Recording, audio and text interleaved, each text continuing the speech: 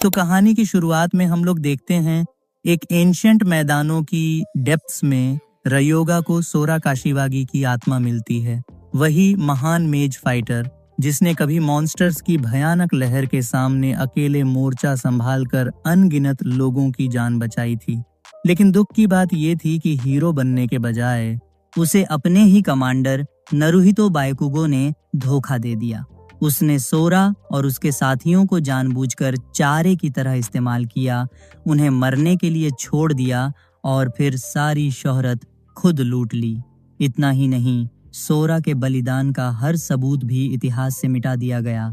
रयोगा इस दबी हुई सच्चाई को बाहर निकालता है और सोरा के दर्द को एक नए मौके में बदल देता है। बदले का मौका।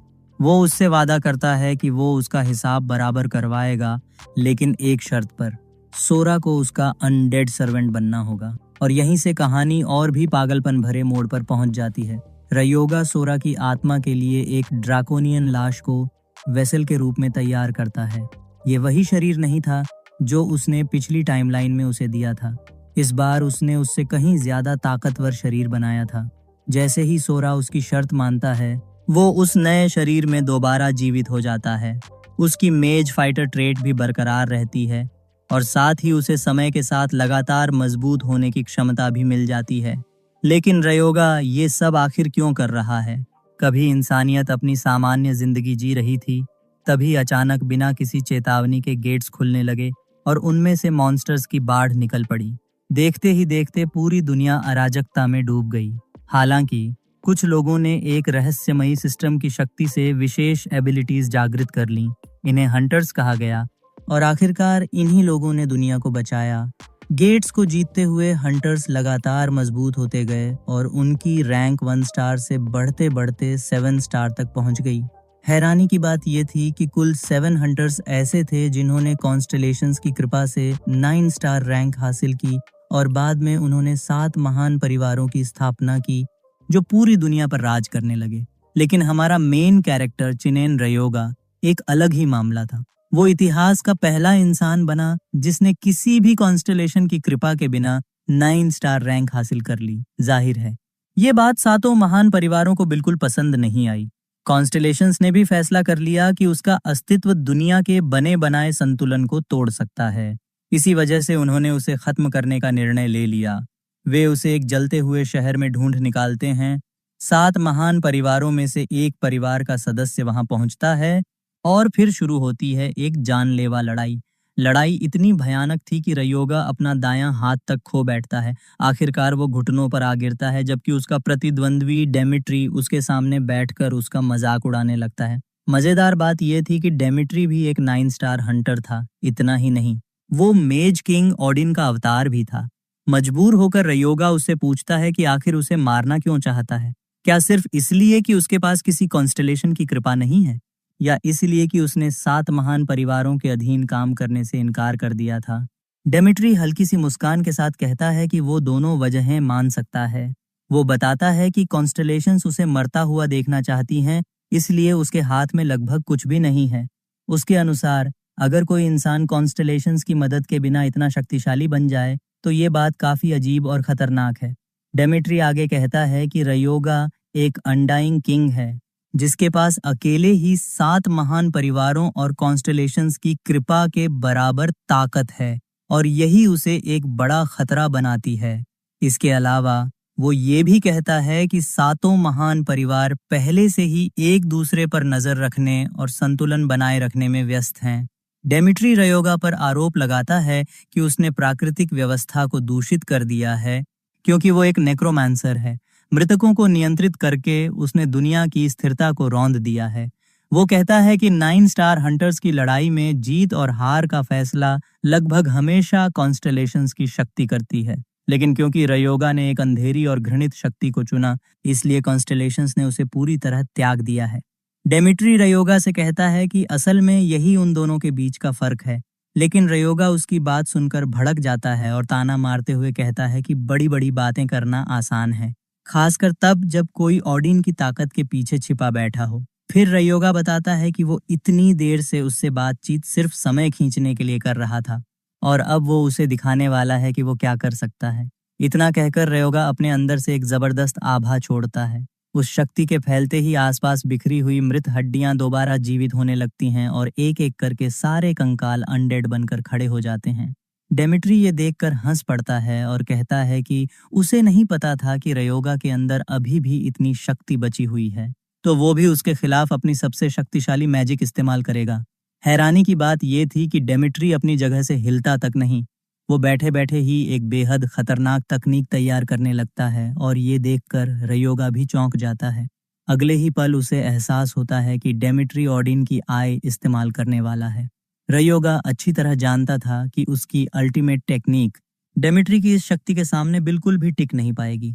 वो देखता है कि विनाशकारी मैजिक ब्लास्ट उसकी तरफ तेजी से बढ़ रहा है, लेकिन डरने के बजाय उसके चेहरे पर मुस्कान आ जाती है। वजह ये थी कि वो एक चीज आजमाना चाहता था। डेमिट्री हैरान रह जाता है कि मौत सामने खड़ी है और रयोगा हंस रहा है। तभी उसकी नजर रयोगा के हाथ में पकड़ी एक अजीब सी वस्तु पर पड़ती है। वो एक आर्टिफैक्ट था जो समय में हस्तक्षेप कर सकता था और उसका नाम था क्रोनोसिस पॉकेट। ये आर्टिफैक्ट कंस्टेलेशन की शक्ति को पहचान सकता था। जैसे ही रयोगा उसे ऊपर उठाता है, डेमिट्री का हमला सीधे उस पर आकर लगता है, लेकिन हमला आर्टिफैक्ट के अंदर समा जाता है और उसी क्षण उसकी एक्टिवेशन रिक्वायरमेंट्स पूरी हो जाती हैं। अगले ही पल रिग्रेशन की प्रक्रिया शुरू हो जाती है। दरअसल क्रोनोसिस पॉकेट वॉच को सक्रिय करने के लिए 2 शर्तें थीं। पहली, उपयोगकर्ता का 9 स्टार रैंक होना जरूरी था। दूसरी, घड़ी में कॉन्स्टेलेशन की शक्ति प्रवाहित करनी होती थी। क्योंकि रयोगा के पास खुद किसी कॉन्स्टेलेशन की शक्ति नहीं थी, उसने सोचा कि क्यों न डेमिट्री की शक्ति ही उधार ले ली जाए। ये देखकर डेमिट्री के चेहरे का रंग उड़ जाता है। वो डरते हुए पूछता है कि आखिर रयोगा ने क्या कर दिया। जवाब में रयोगा मुस्कुराते हुए कहता है कि जिस ओडिन की शक्ति पर उसे इतना घमंड है, अब वही शक्ति वो अपने साथ लेकर जा रहा है।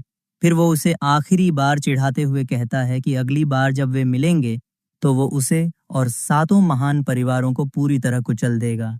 तभी एक चमकदार रोशनी पूरे मैदान को निगल जाती है और अगले ही पल सब कुछ अंधेरे में डूब जाता है। कुछ समय बाद रयोगा अचानक अपनी आंखें खोलता है। वो खुद को अपने पुराने कमरे में पाता है और तुरंत समझ जाता है कि वो उसी घर में वापस आ गया है जहां वो कभी रहा करता था। डेमिट्री द्वारा इतनी बेकार वजह से उसे मारने की कोशिश याद आते ही उसका खून खौल उठता है। अब वो उससे बदला लेने का इंतजार भी नहीं कर पा रहा था। जल्द ही उसे पता चलता कि आर्टिफैक्ट अब टूट चुका है। कारण ये था कि एक ही डायमेंशन में एक जैसी 2 वस्तुएं मौजूद नहीं रह सकती और वर्तमान टाइम डाइवर्जेंस पॉइंट से समय को दोबारा पीछे नहीं घुमाया जा सकता। फिर भी रयोगा खुश था कि आर्टिफैक्ट ने उस कॉन्स्टेलेशन की शक्ति के बिना भी काम कर दिया जिससे उसने कभी कॉन्ट्रैक्ट किया था। जांच करने पर उसे पता चलता है कि वो पूरे 23 इयर्स पीछे आ चुका है। ये वही समय था जब वो अनाथालय छोड़ने के कुछ ही समय बाद की जिंदगी जी रहा था और यही वो दिन भी था जब रहस्यमयी सिस्टम पहली बार दुनिया में प्रकट हुआ था। जैसे पहले हुआ था वैसे ही इस बार भी सिस्टम उसके सामने उभर आता है और उसे अपने लिए एक क्लास चुनने को कहता है। साथ ही सिस्टम उसे याद दिलाता है कि क्लास चुनते समय अपने इनेट ट्रेट्स और टैलेंट्स को ध्यान में रखे। रयोगा का इनेट ट्रेट था क्लियर माइंड, जो उसे हर तरह के मानसिक हमलों के खिलाफ प्रतिरोध देता था। क्लास के रूप में उसके पास मार्शल आर्टिस्ट, मेज और प्रीस्ट के विकल्प मौजूद थे। रयोगा को इसमें कुछ भी अजीब नहीं लगता क्योंकि वो जानता था कि उसके वर्तमान लेवल पर सिर्फ बेसिक क्लासेस ही उपलब्ध होंगी। पिछली टाइमलाइन में उसने मेज क्लास चुनी थी, लेकिन इस बार वो कोई जल्दबाजी नहीं करना चाहता था। इस बार उसका लक्ष्य सिर्फ मजबूत बनना नहीं था, बल्कि इतना शक्तिशाली बनना था कि आखिर तक जीवित रह सके। साथ ही वो उस सारी जानकारी का फायदा उठाने वाला था जो उसने एक 9 स्टार हंटर रहते हुए हासिल की थी। फैसला करते ही रयोगा सीधे नात्सुहाबारा हंटर मार्केट पहुंच जाता है। वहां का अटेंडेंट हमेशा की तरह उसे अलग अलग सामान और मटेरियल्स बेचने की कोशिश कर रहा था, लेकिन रयोगा बीच में ही उसकी बात काट देता है और सीधे कहता है कि उसे रिंग ऑफ डार्क ग्लूम चाहिए। ये सुनते ही अटेंडेंट की आंखें फैल जाती हैं। आखिर वो एक कर्स्ड आइटम था जिसे खरीदने की हिम्मत बहुत कम लोग करते थे, लेकिन रयोगा उसे भरोसा दिलाता है कि वो इसके बारे में पूरी तरह जानता है और उसे सिर्फ इसकी कीमत जाननी है। अटेंडेंट कुछ पल उसे घूरती है, फिर कहती है कि अगर वो सच में इसे खरीदना चाहता है तो खरीदारी के बाद होने वाले किसी भी नुकसान की जिम्मेदारी उनकी नहीं होगी। आखिरकार ये कोई साधारण अंगूठी नहीं थी, ये मुसीबत को खुद बुलाने वाला सामान था। रयोगा अच्छी तरह समझता था कि अटेंडेंट ऐसा व्यवहार क्यों कर रही है। आखिर कौन समझदार इंसान ऐसी अंगूठी पर 2 मिलियन खर्च करेगा जो पहनने वाले पर लगभग हर तरह का डीबफ लगा देती हो। सिर्फ उस रिंग को खरीदने में ही उसकी पूरी लाइफ सेविंग्स का आधा हिस्सा खत्म हो गया था। लेकिन रयोगा जानता था कि ये कोई साधारण रिंग नहीं है। जैसे ही वो उसे पहनने की तैयारी करता है, सिस्टम उसे चेतावनी देता है कि इसे इक्विप करते ही पहनने वाला मानसिक शापों का शिकार हो जाएगा। हालांकि दुनिया में किसी को भी इस रिंग का असली राज नहीं पता था। सच्चाई ये थी कि जो व्यक्ति इसके अंदर मौजूद कर्ज को पार कर लेता, उसे नेक्रोमेंसी का ज्ञान और शक्ति दोनों मिलते। रिंग पहनते ही रयोगा खुद को एक अंधेरी दुनिया में पाता है। लेकिन वहां जो चीज उसे सबसे ज्यादा चौंकाती है वो ये थी कि जिस कर्ज को उसे हराना था वो और कोई नहीं बल्कि डेमेट्री था। डेमेट्री हमेशा की तरह घमंड से मुस्कुराता है और कहता है कि कॉन्स्टेलेशन की शक्ति के बिना रयोगा का उसके खिलाफ कोई मौका नहीं है। वो दावा करता है कि कॉन्स्टेलेशन की ग्रेस के बिना उसे नुकसान पहुंचाना असंभव है। फिर वो रयोगा का मजाक उड़ाते हुए कहता है कि वो एक ऐसा नेक्रोमांसर है जिसे कॉन्स्टेलेशंस ने त्याग दिया है, और चाहे वो अतीत में वापस क्यों ना आ गया हो, फिर भी उसे कभी नहीं हरा पाएगा। इतना कहकर वो अपनी उंगली से एक एनर्जी ब्लास्ट रयोगा की तरफ छोड़ देता है। लेकिन रयोगा घबराने के बजाय तुरंत अपनी क्लियर माइंड टेक्निक सक्रिय कर देता है। अगले ही पल डेमेट्री का हमला पूरी तरह रुक जाता है। इसी के साथ रयोगा रिंग ऑफ डार्क ग्लूम की ट्रायल को पार कर लेता है और उसके अंदर छिपी नेक्रोमांसर पावर जागृत हो जाती है। असल में इस रिंग के कर्ज को तोड़ने का तरीका उसका विरोध करना नहीं था, और क्योंकि रयोगा पहले से ये राज्य जानता था, वो दुनिया का पहला नेक्रोमांसर बनने में सफल हो जाता है। अब वो समझ चुका था कि कॉन्स्टेलेशन की ग्रेस के बिना 7 महान परिवारों का सामना करना लगभग नामुमकिन है। इसलिए उसने फैसला किया कि अगर कोई कॉन्स्टेलेशन उसे नहीं चुनती तो वो खुद ऐसी कॉन्स्टेलेशन बनाएगा जो उसे चुने, और यही कॉन्स्टेलेशन थी नेक्रोमांसर। ट्रायल पूरी होने के बाद सिस्टम उसे क्लासेस की सूची में एक नया विकल्प देता है, नेक्रोमांसर क्लास। फर्स्ट क्लास बोनस के रूप में उसे गाइड ऑफ डेथ ट्रेट मिलता है। ये ट्रेट समनिंग मैजिक को एक्टिवेट या मेंटेन करते समय स्पिरिचुअल पावर की खपत को 20% तक कम कर देता है। ये सुनकर रयोगा काफी खुश होता है। वो अपनी नई स्थिति की जांच करता है और पाता है कि फिलहाल उसके पास सिर्फ 2 स्किल्स हैं। पहली स्किल है रेज द अनडेड, जो एक ई रैंक स्किल है। दूसरी स्किल है बोन कंट्रोल, और वो भी ई रैंक की है। रेज द अनडेड की मदद से वो बिना आत्मा वाले शव को अनडेड में बदल सकता है। वहीं बोन कंट्रोल उसे हड्डियों में मैजिक भरकर उन्हें अपनी इच्छा के अनुसार नियंत्रित करने की क्षमता देता है। हालांकि समय में पीछे लौटने की वजह से उसकी रैंक भी फिर से शुरुआती स्तर पर पहुंच गई थी। रिंग के अंदर मौजूद नेक्रोमेंसर का पूरा ज्ञान उसके दिमाग में था, लेकिन अभी उसका लेवल इतना नहीं था कि वो उन उन्नत स्किल्स का इस्तेमाल कर सके। रयोगा समझ जाता है कि वो सिस्टम के लेवल और स्टार रैंक के नियमों को नजरअंदाज नहीं कर सकता। सिस्टम का रास्ता अपनाकर वो अधिकतम 7th स्टार तक पहुंच सकता है, लेकिन सामान्य तरीकों से 9th स्टार यानी ट्रांसेंडेंस के क्षेत्र में नहीं पहुंच सकता। इसी दौरान उसे एहसास होता है कि सिर्फ शुरुआत में नेक्रोमेंसर बन जाना काफी नहीं होगा। अगर उसे भविष्य में डेमेट्री को हराने का कोई मौका चाहिए तो उसे एक गार्डियन स्टार भी चाहिए। गार्डियन स्टार दरअसल ऐसी कॉन्स्टेलेशन होती है जो हंटर को सुरक्षा और संरक्षण प्रदान करती है। ये सोचते ही रयोगा अपना सामान पैक करता है और क्रोनोस के मंदिर की ओर निकल पड़ता है। क्रोनोस एक प्राचीन कॉन्स्टेलेशन था जिसकी रोशनी ज़्यूस और ओलिम्पियन गॉड्स से हारने के बाद बुझ चुकी थी। लंबी यात्रा के बाद जब वो मंदिर पहुंचता है तो बिना समय गंवाए अपनी टूटी हुई आर्टिफैक्ट निकालता है। फिर वो उसे सीधे वेदी पर दे मारता है। अगले ही पल मंदिर में कुछ ऐसा होने वाला था जो उसकी पूरी किस्मत बदल सकता था। जैसे ही टूटा हुआ आर्टिफैक्ट वेदी से टकराता है, पूरा माहौल पल भर में बदल जाता है। अगले ही क्षण रयोगा खुद को गिरे हुए टाइटन किंग क्रोनोस के क्षेत्र में खड़ा पाता है। वहां चारों तरफ एक अजीब सा सन्नाटा था, लेकिन उससे भी ज्यादा डरावनी थी वो विशाल मौजूदगी जो उसके सामने खड़ी थी। क्रोनोस गुस्से से गरजते हुए पूछता है कि उसकी शांति भंग करने की हिम्मत किसने की, लेकिन रयोगा बिल्कुल शांत रहता है और बड़े आराम से उसका अभिवादन कर देता है। ये देखकर क्रोनोस कुछ पल के लिए ठिठक जाता है, वो रयोगा के करीब आता है और उसकी नज़र उसके हाथ में मौजूद आर्टिफैक्ट पर पड़ती है। अगले ही पल उसकी आंखें सिकुड़ जाती हैं। वो तुरंत पूछता है कि क्या उसने समय को पीछे घुमाया है। रयोगा बिना झिझक हाँ में जवाब देता है। ये सुनकर क्रोनोस प्रभावित हो जाता है और कहता है कि ऐसा काम कोई मामूली बात नहीं है। लेकिन फिर वो असली सवाल पूछता है, आखिर उसे जगाया क्यों गया है? क्रोनोस वही देवता था जो पोसाइडन का पिता था, वही जिसने टाइटंस के पतन की भविष्यवाणी सुनकर अपने ही बच्चों को निगल लिया था। लेकिन बाद में ओलिम्पस ने उससे सब कुछ छीन लिया और उसे भुला दिए गए देवता की तरह अंधेरे में छोड़ दिया। रयोगा को पूरा यकीन था कि इतनी बेइज्जती के बाद भी क्रोनोस के दिल में ओलिम्पस के खिलाफ आग अभी तक जल रही होगी। आखिरकार जब वो जवाब देता है तो सीधे पूछ बैठता है, क्या तुम बदला लेना चाहते हो? ये सवाल सुनकर क्रोनोस पूरी तरह चौंक जाता है। वो घूरते हुए पूछता है कि उसका मतलब क्या है। रयोगा शांत आवाज में कहता है कि अगर क्रोनोस उसका गार्डियन स्टार बन जाए तो वो अपना बदला ले सकता है। ये सुनते ही क्रोनोस का गुस्सा आसमान छूने लगता है। वो गरजते हुए पूछता है कि क्या रयोगा सच में सोचता है कि उसके जैसा एक साधारण इंसान उसकी प्रतिशोध की लड़ाई में दखल दे सकता है। वो ताना मारते हुए पूछता है कि क्या उसे लगता है कि वो ओलिम्पस को गिरा सकता है।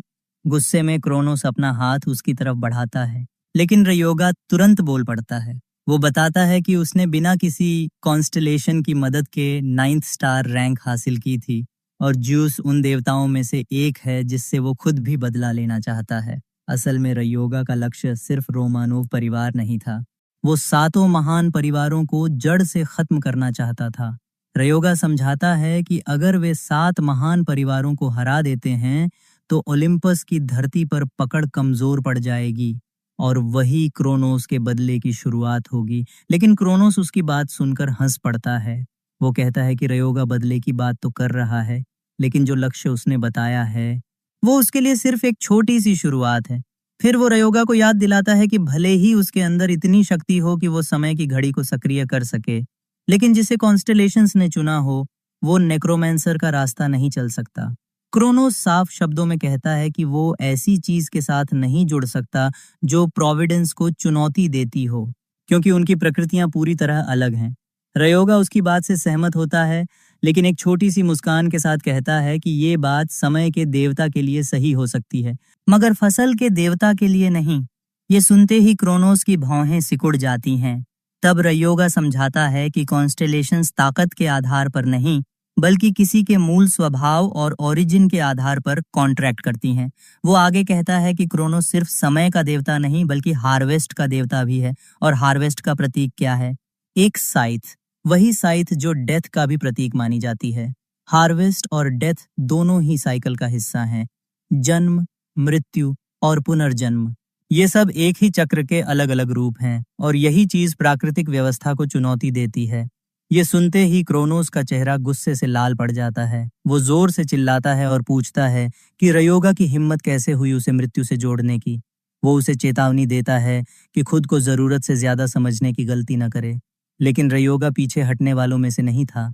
वो सीधे कहता है, क्रोनोस को अपना घमंड एक तरफ रख देना चाहिए। फिर वो तंज कसते हुए पूछता है कि क्या वो बिना शक्ति और बिना नाम के ऐसे ही जीता रहना चाहता है।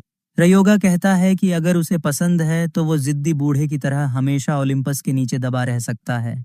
उसकी आवाज में हल्की सी शरारत भी थी, जैसे वो जानबूझकर क्रोनोस की नस दबा रहा हो। फिर वो गंभीर होकर कहता है कि वो यहाँ इसलिए आया था क्योंकि उसे लगा था कि क्रोनोस बदले के लिए खुद को बदलने तक को तैयार होगा। आखिर में रयोगा अपना हाथ आगे बढ़ाता है और उसे अपने साथ जुड़ने के लिए कहता है। वो कहता है कि अगर वे साथ आएं तो वे अपनी खोई हुई शक्ति वापस पा सकते हैं और फिर ओलिम्पस को पूरी तरह कुचल सकते हैं। अंदर ही अंदर रयोगा जानता था कि उसकी जीत की पूरी उम्मीद सिर्फ एक चीज पर टिकी है, क्रोनोस का उसके साथ जुड़ना। अगर ये मौका हाथ से निकल गया तो शायद उसे दोबारा ऐसा अवसर कभी न मिले। कुछ पल की खामोशी के बाद क्रोनोस मुस्कुराता है और कहता है कि उसने अपने बदले को कभी नहीं भुलाया, लेकिन अगर रयोगा चाहता है कि वो उसका साथ दे तो उसे साबित करना होगा कि वो उस बदले को पूरा करने की ताकत रखता है। क्रोनोस उससे पूछता है कि क्या उसे पता है कि अपनी प्रकृति को बदलना कितना दर्दनाक होगा। फिर वो उसे चेतावनी देते हुए कहता है कि अगर वो ये दर्द सह गया तो वो उसका गार्डियन स्टार बन जाएगा। ये सुनकर रयोगा हैरान रह जाता है। उसे उम्मीद थी कि लंबी बहस होगी, लेकिन क्रोनोस तो सीधे काम पर उतर आया था। अगले ही पल क्रोनोस अपना हाथ उसकी ओर बढ़ाता है और उसे अपना सेंट नियुक्त करने लगता है। रयोगा समझ ही नहीं पाता कि सेंट का मतलब क्या है, लेकिन सोचने का मौका मिलने से पहले ही क्रोनोस की शक्ति उसके शरीर में तूफान की तरह प्रवेश कर जाती है। दरअसल सेंट वो होता है जो किसी कॉन्स्टेलेशन का प्रतिनिधि बनकर उसकी डिवाइन पावर प्राप्त करता है। लेकिन यहाँ एक बड़ी समस्या थी। रयोगा के अंदर पहले से ही नेक्रोमैंसर की डार्क पावर मौजूद थी। जैसे ही क्रोनोस की डिवाइन एनर्जी उसके भीतर पहुंचती है, दोनों शक्तियां आपस में टकराने लगती हैं।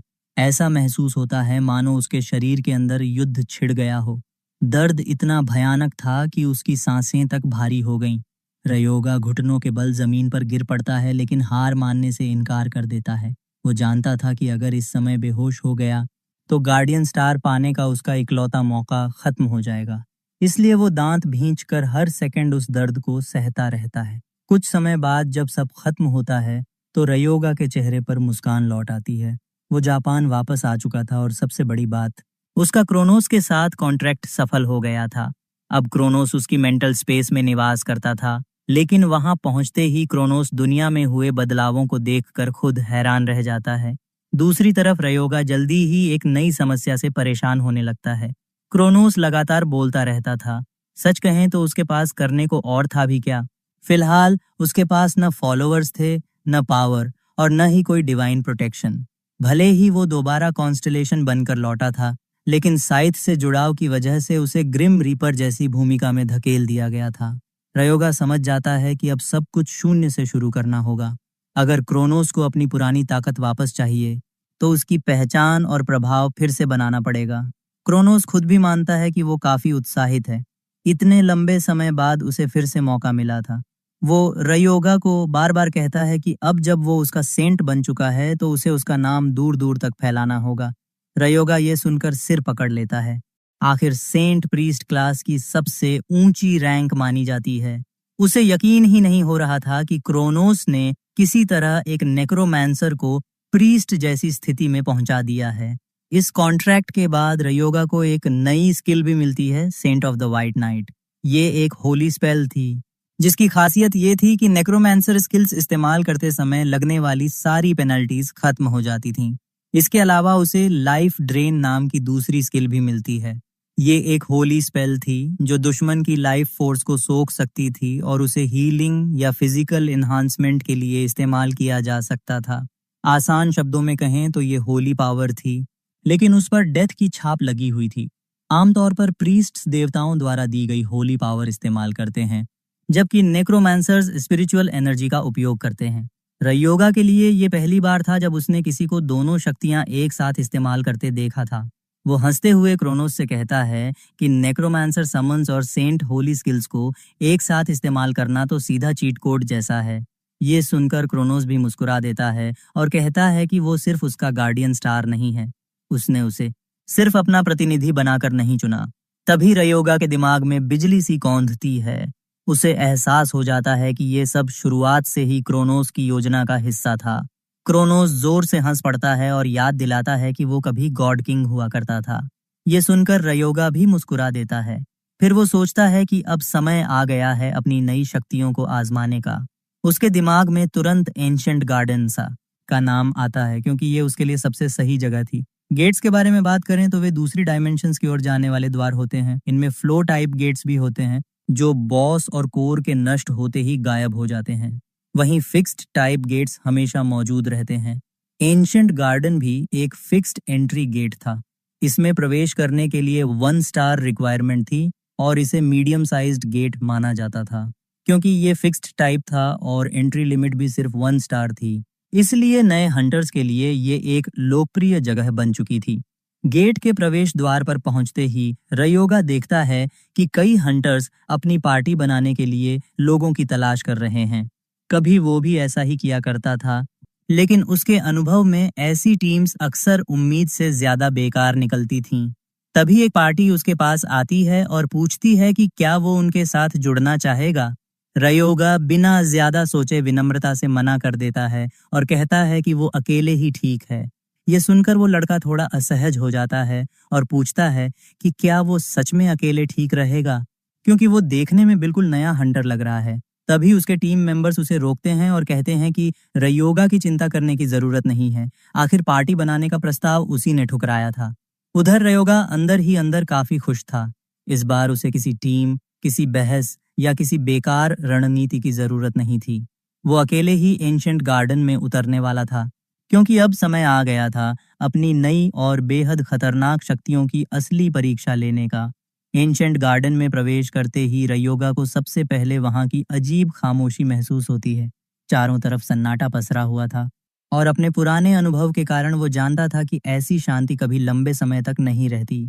वो मन ही मन सोचता है कि आमतौर पर ऐसे समय कोई न कोई चीज अचानक उस पर हमला करने वाली होती है, लेकिन उसकी बात पूरी भी नहीं होती कि पीछे से एक गॉब्लिन छलांग लगाकर उसकी ओर झपट पड़ता है। रयोगा आराम से एक कदम हटकर उसके हमले से बच जाता है। गॉब्लिन का वार खाली चला जाता है। रयोगा तुरंत उसका गला पकड़ लेता है और हल्की मुस्कान के साथ कहता है, वाह, खुद चलकर मरने आ गया, मेहनत बचा दी। इतना कहकर वो अपना इनहेरेंट ट्रेट व्हाइट नाइट सक्रिय करता है, जिससे उसकी स्पिरिचुअल पावर होली पावर में बदल जाती है। उसी समय वो लाइफ ड्रेन भी इस्तेमाल करता है और गॉब्लिन की वाइटैलिटी सोखना शुरू कर देता है। गॉब्लिन दर्द और डर से चीखने लगता है, क्योंकि उसकी जीवन शक्ति तेजी से उसके शरीर से निकल रही थी। ये महसूस करते हुए रयोगा को हैरानी होती है कि होली पावर और स्पिरिचुअल पावर का इस्तेमाल करने का एहसास काफी हद तक एक जैसा है। पलों बाद गॉब्लिन पूरी तरह सूख जाता है और रयोगा उसे जमीन पर फेंक देता है। तभी उसके सामने सिस्टम का संदेश उभरता है और वो देखता है कि उसके स्टैट्स बढ़ गए हैं। ये देखकर वो चौंक जाता है, यानी सिर्फ मॉन्स्टर्स की वाइटैलिटी सोखकर भी वो अपने स्टैट्स बढ़ा सकता है। थोड़ी गणना करने के बाद वो समझता है कि लगभग 25 गॉब्लिन्स को मारने पर उसे एक लेवल मिल जाएगा। तभी हमेशा की तरह क्रोनोस प्रकट हो जाता है और मुस्कुराकर पूछता है कि उसे अपनी नई शक्ति कैसी लग रही है। रयोगा चाहकर भी उसकी तारीफ करने से खुद को रोक नहीं पाता। वो मानता है कि ये शक्ति सचमुच कमाल की है। अब जब उसके सामने गॉब्लिन की लाश पड़ी थी, तो वो रेज द अनडेड स्किल को आजमाने का फैसला करता है। वो अपना परिचित कमांड वर्ड बोलता है और बिना किसी समस्या के मरा हुआ गॉब्लिन फिर से खड़ा हो जाता है। सिस्टम उसे बताता है कि ज़ॉम्बी की कंप्लीशन रेट काफी ऊंची है, इसलिए उसके स्टैट्स में 97.2% की वृद्धि हुई है। गॉब्लिन की रेटिंग 1 स्टार थी और रयोगा समझ जाता है कि ये अकेला अनडेड एंशिएंट गार्डन में एक इंसान का पूरा काम कर सकता है। तभी दूर उसे 3 और गॉब्लिन्स दिखाई देते हैं। रयोगा तय करता है कि उन्हें अपने नए अनडेड की परीक्षा के लिए इस्तेमाल करेगा। वो ज़ॉम्बी गॉब्लिन को उनके ऊपर छोड़ देता है।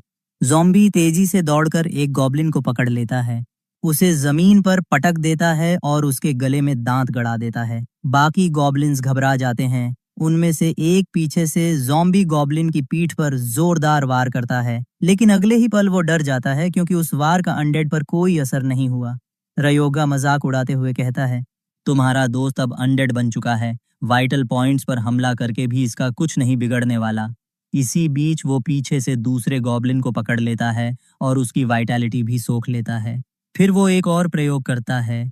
वो उस मरे हुए गॉब्लिन पर लाइफ ड्रेन इस्तेमाल करता है, जिसे ज़ॉम्बी गॉब्लिन ने अभी अभी मारा था।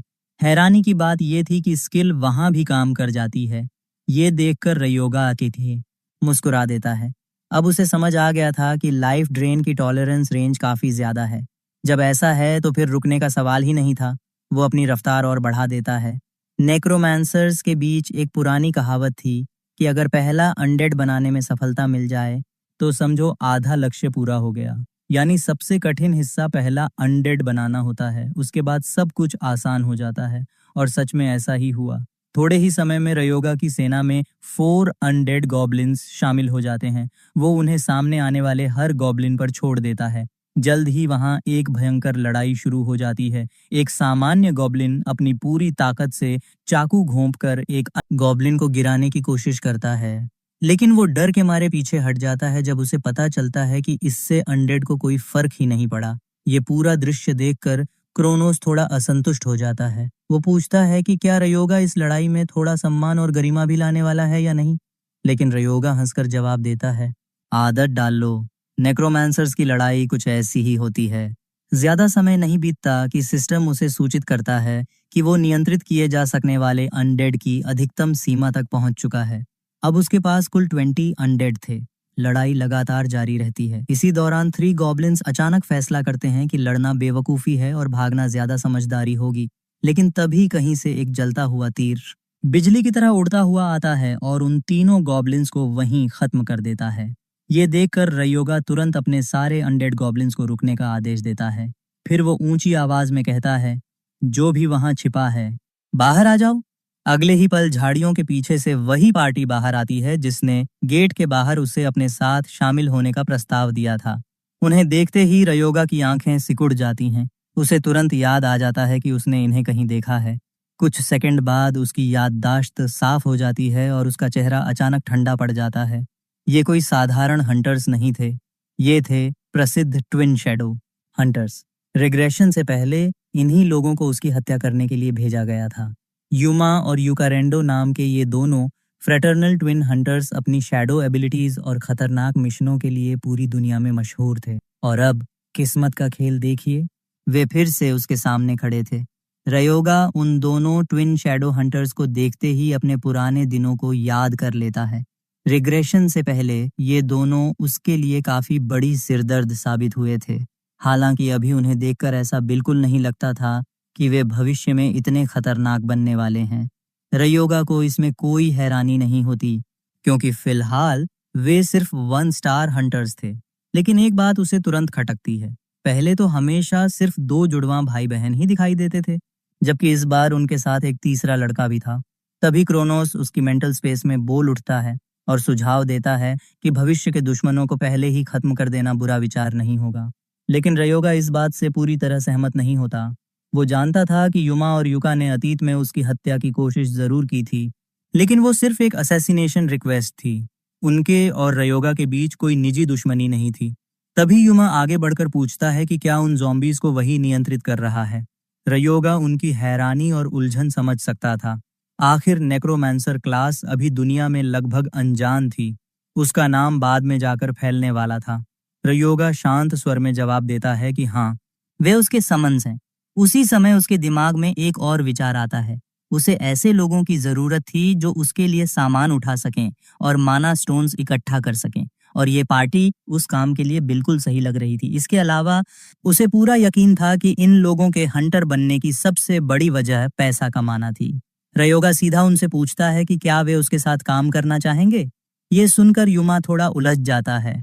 तब रयोगा अपनी योजना समझाता है। वो कहता है कि माना स्टोन्स इकट्ठा करने का काम पार्टी संभालेगी, जबकि वो मॉन्स्टर्स को खत्म करेगा। प्रॉफिट स्प्लिट 80-20 होगा। वो साफ कहता है कि वो लड़ाई करेगा और वे आसान पैसे कमाएंगे। ये ऑफर सुनते ही युमा, युका और तीसरा लड़का एक तरफ जाकर चर्चा करने लगते हैं। युका सबसे पहले विरोध करती है। वो कहती है कि वे रयोगा पर भरोसा नहीं कर सकते। तीसरा लड़का भी उसकी बात से सहमत हो जाता है और याद दिलाता है कि उसने आज तक किसी ऐसे हंटर के बारे में नहीं सुना जो ज़ॉम्बीज को समन करता हो। कई मिनट तक चलने वाली गंभीर बहस के बाद, जो सबको घंटों जैसी महसूस होती है, आखिरकार युमा वापस मुड़ता है और कहता है कि वे ये काम करने के लिए तैयार हैं, लेकिन उसकी एक शर्त थी। प्रॉफिट स्प्लिट 50-50 होना चाहिए। रयोगा बिना एक सेकंड गंवाए जवाब देता है कि वो अधिकतम 70-30 तक जा सकता है। अगर उन्हें ये मंजूर नहीं है तो वे जा सकते हैं। युमा कुछ पल सोचता है और आखिरकार मान जाता है, लेकिन तीसरा लड़का, हाइबोरिया, उसे दोबारा सोचने के लिए कहता है। तब युमा उसे डांटते हुए कहता है कि डरपोक बनना बंद करे। वो समझाता है कि अगर रयोगा उन्हें मारना चाहता तो अब तक मार चुका होता। इसके अलावा उसने गेट में बिना किसी इक्विपमेंट के प्रवेश किया था और फिर भी पूरी तरह निश्चिंत दिख रहा था। युमा को पूरा विश्वास था कि अगर वे उसका साथ देंगे तो उन्हें अच्छा पैसा मिलेगा। कुछ ही समय बाद उनकी सोच सच साबित होने लगती है। तीनों माना स्टोन्स इकट्ठा करते करते बुरी तरह थक जाते हैं, जबकि रयोगा का तो मानो कोई ब्रेक ही नहीं था। वो लगातार गॉब्लिन्स को खत्म करता जा रहा था। थोड़े ही समय में उन्होंने माना स्टोन्स का इतना बड़ा ढेर जमा कर लिया कि वो किसी छोटी पहाड़ी जैसा दिखने लगा। युमा ये देखकर स्तब्ध रह जाता है। उसे पहले से पता था कि रयोगा साधारण हंटर नहीं है, लेकिन वो इतना खतरनाक होगा, इसकी उसने कल्पना भी नहीं की थी। दूसरी तरफ रयोगा बिना रुके गॉब्लिन्स को खत्म करता रहता है और पार्टी के आने का इंतजार करता है ताकि वे माना स्टोन्स उठा सकें। युमा घबराते हुए सुझाव देता है कि शायद उन्हें थोड़ा आराम कर लेना चाहिए, लेकिन जवाब में रयोगा उन्हें आराम नहीं, बल्कि और गॉब्लिन कॉर्प्सेस दे देता है। अब हाल ये हो जाता है कि तीनों आपस में मान लेते हैं कि रयोगा इंसान नहीं हो सकता। कुछ समय बाद जब गॉब्लिन्स की अच्छी खासी सफाई हो चुकी होती है, रयोगा अपना स्टेटस चेक करने का फैसला करता है। जैसे ही वो आंकड़े देखता है, उसकी आंखें फैल जाती हैं। सिर्फ 3 आवर्स तक मॉन्स्टर्स का शिकार करने में उसके टोटल स्टैट्स पूरे 212 पॉइंट्स बढ़ चुके थे। ये परिणाम देखकर वो बेहद खुश होता है। लाइफ ड्रेन स्किल उसकी उम्मीद से कहीं ज्यादा एफिशिएंट साबित हुई थी। इसी वजह से उसके स्पेक्स अब लगभग लेवल 4 हंटर के बराबर पहुंच चुके थे। अपनी बढ़ी हुई ताकत को महसूस करते हुए रयोगा फैसला करता है कि अब बॉस का सामना करने का समय आ गया है। कुछ देर बाद वो बॉस के डोमेन में पहुंच जाता है। वहां एक विशाल सिंहासन पर गॉब्लिन किंग बैठा था और उसके चारों ओर उसके गार्ड्स खड़े थे। गॉब्लिन किंग घमंडी अंदाज में हंसता है और रयोगा से कहता है कि वो खुद चलकर अपनी मौत के मुंह में आया है। लेकिन रयोगा भी पीछे हटने वालों में से नहीं था। वो तुरंत जवाब देता है, तुम बस एक ऐसे बेवकूफ हो जो खुद को पहाड़ी का राजा समझ रहा है। ये सुनते ही माहौल और भी तनावपूर्ण हो जाता है।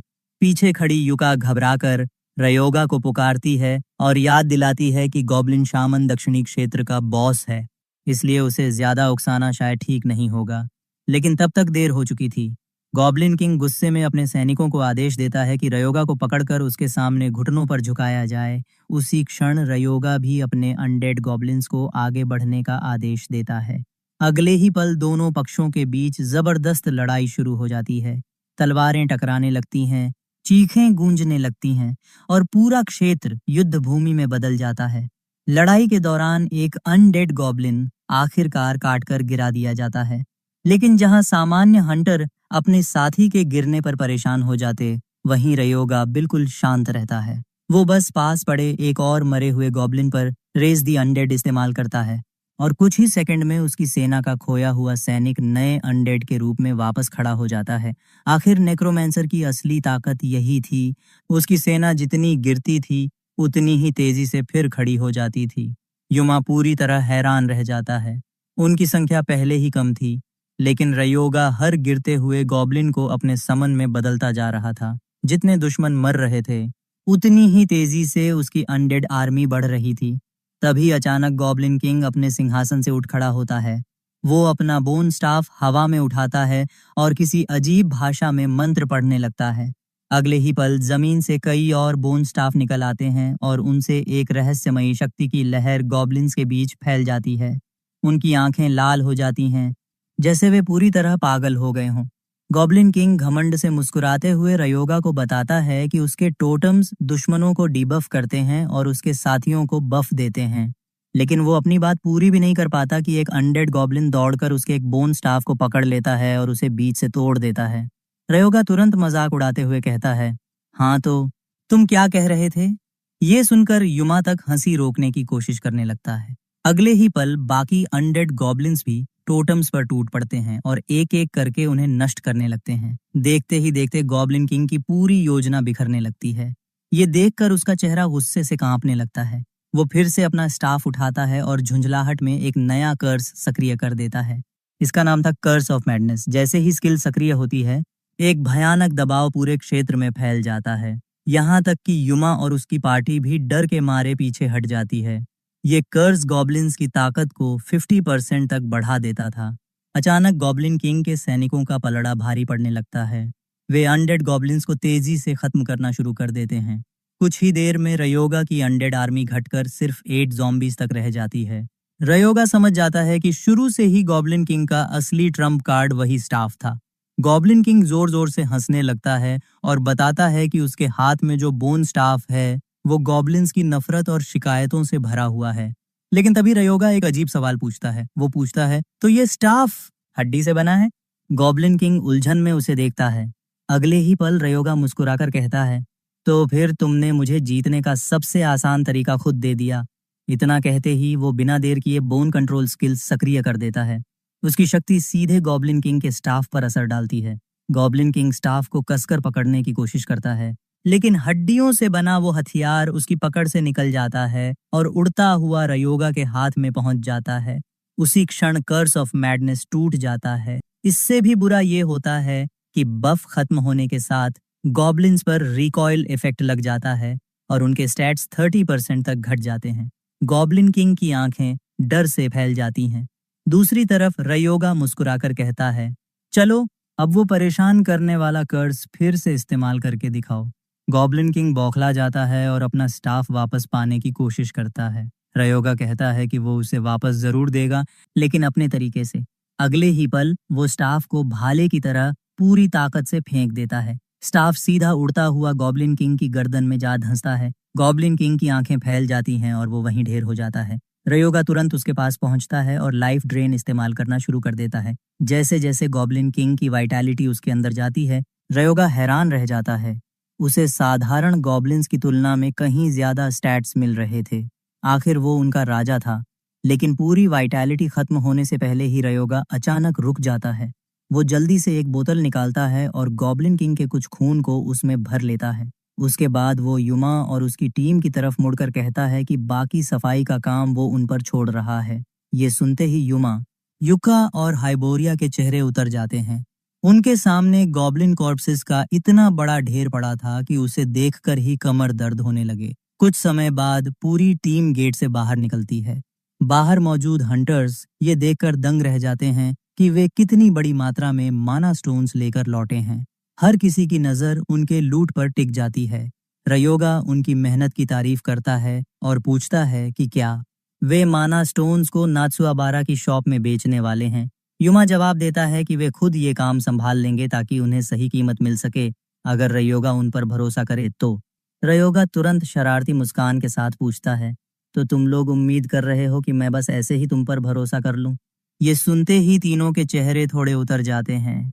उन्हें सच में लगता है कि शायद वो उन पर शक कर रहा है। लेकिन अगले ही पल रयोगा हंस पड़ता है और कहता है कि वो सिर्फ मजाक कर रहा था। इससे माहौल थोड़ा हल्का हो जाता है। फिर रयोगा पूछता है कि अगर वे सब कुछ बेच दें तो कुल कमाई कितनी होगी। युमा कुछ देर हिसाब लगाकर कहता है कि औसतन लगभग 6 मिलियन मिल सकते हैं। तभी रयोगा लूट में से गॉब्लिन किंग का स्टाफ निकालता है। युमा उसे देखकर कहता है कि उसकी कीमत बहुत ज्यादा नहीं होगी। रयोगा हैरानी से पूछता है, क्यों?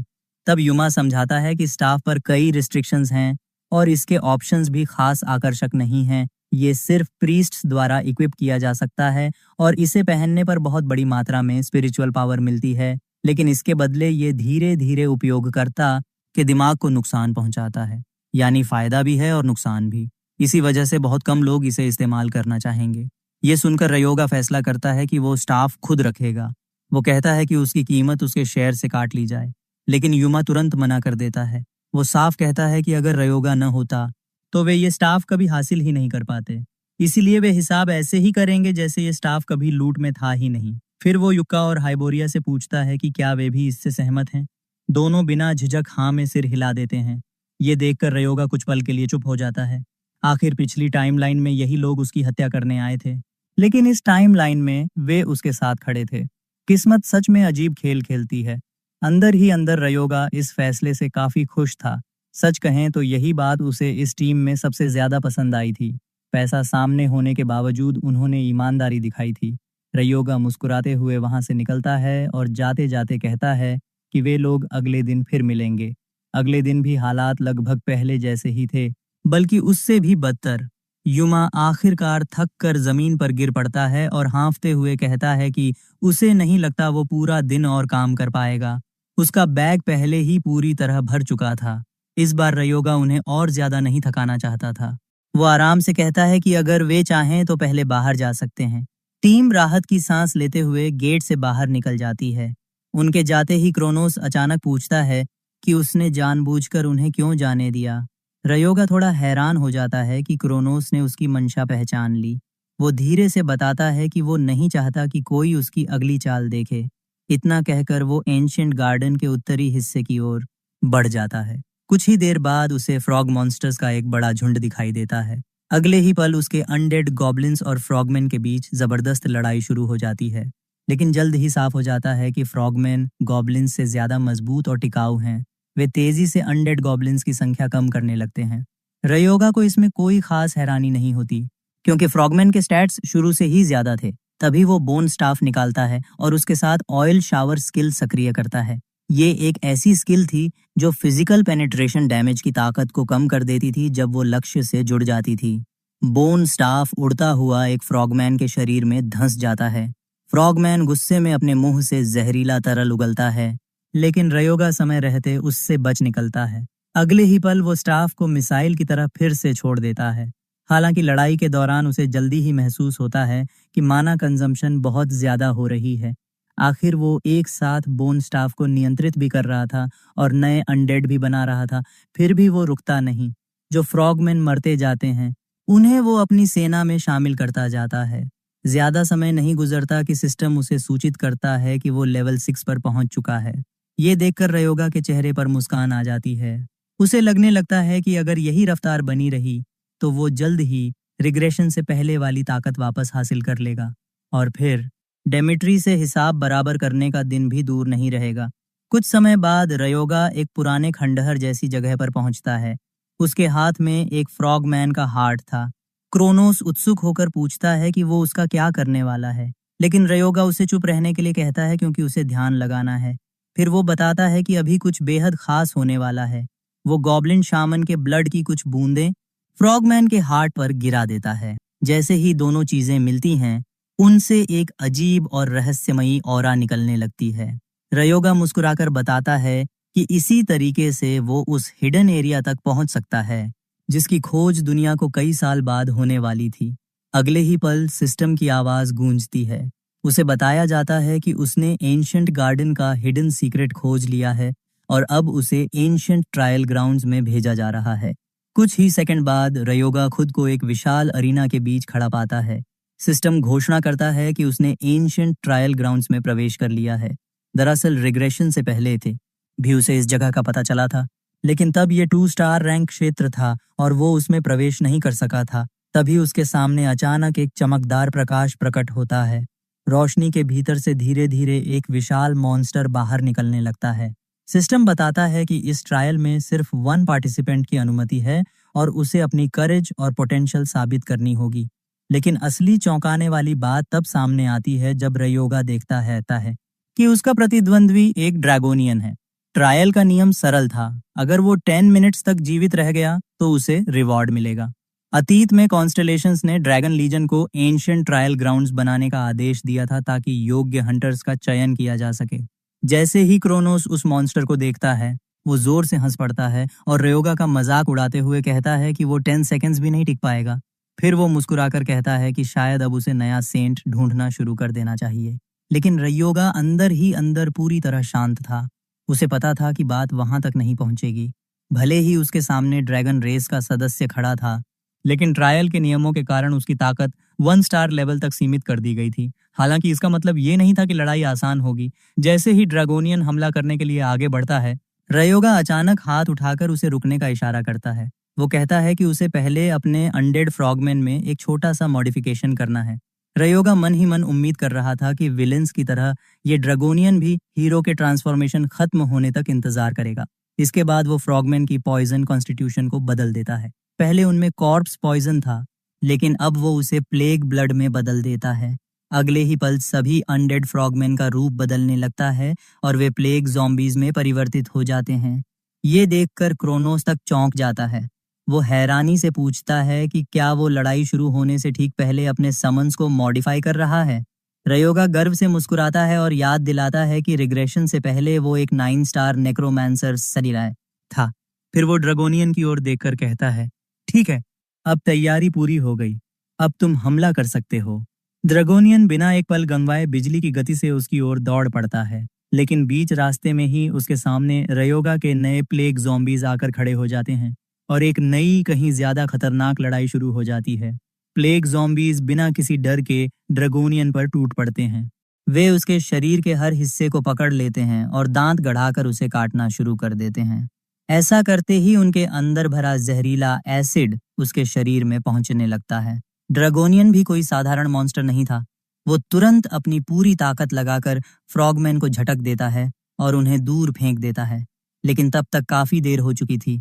उसके शरीर में भारी मात्रा में जहर पहुंच चुका था। रयोगा मुस्कुराते हुए बताता है कि उसने फ्रॉगमैन के सारे स्ट्रेंथ स्टैट्स जो पहले दोगुने हो चुके थे पॉइजन में बदल दिए हैं। अब उनकी स्ट्रेंथ और एजिलिटी भले ही बहुत कम हो गई हो, लेकिन उनका पॉइजन पहले से कई गुना ज्यादा घातक बन चुका था। तभी ड्रैगोनियन जोर से अपना पैर जमीन पर पटकता है। अगले ही पल एक विशाल शॉकवेव चारों ओर फैल जाती है और सारे फ्रॉगमैन हवा में उछलकर जमीन पर जा गिरते हैं। ये देखकर रयोगा प्रभावित हुए बिना नहीं रह पाता। इतनी खतरनाक एसिड पॉइजन के बावजूद ड्रैगोनियन अभी भी लड़ रहा था।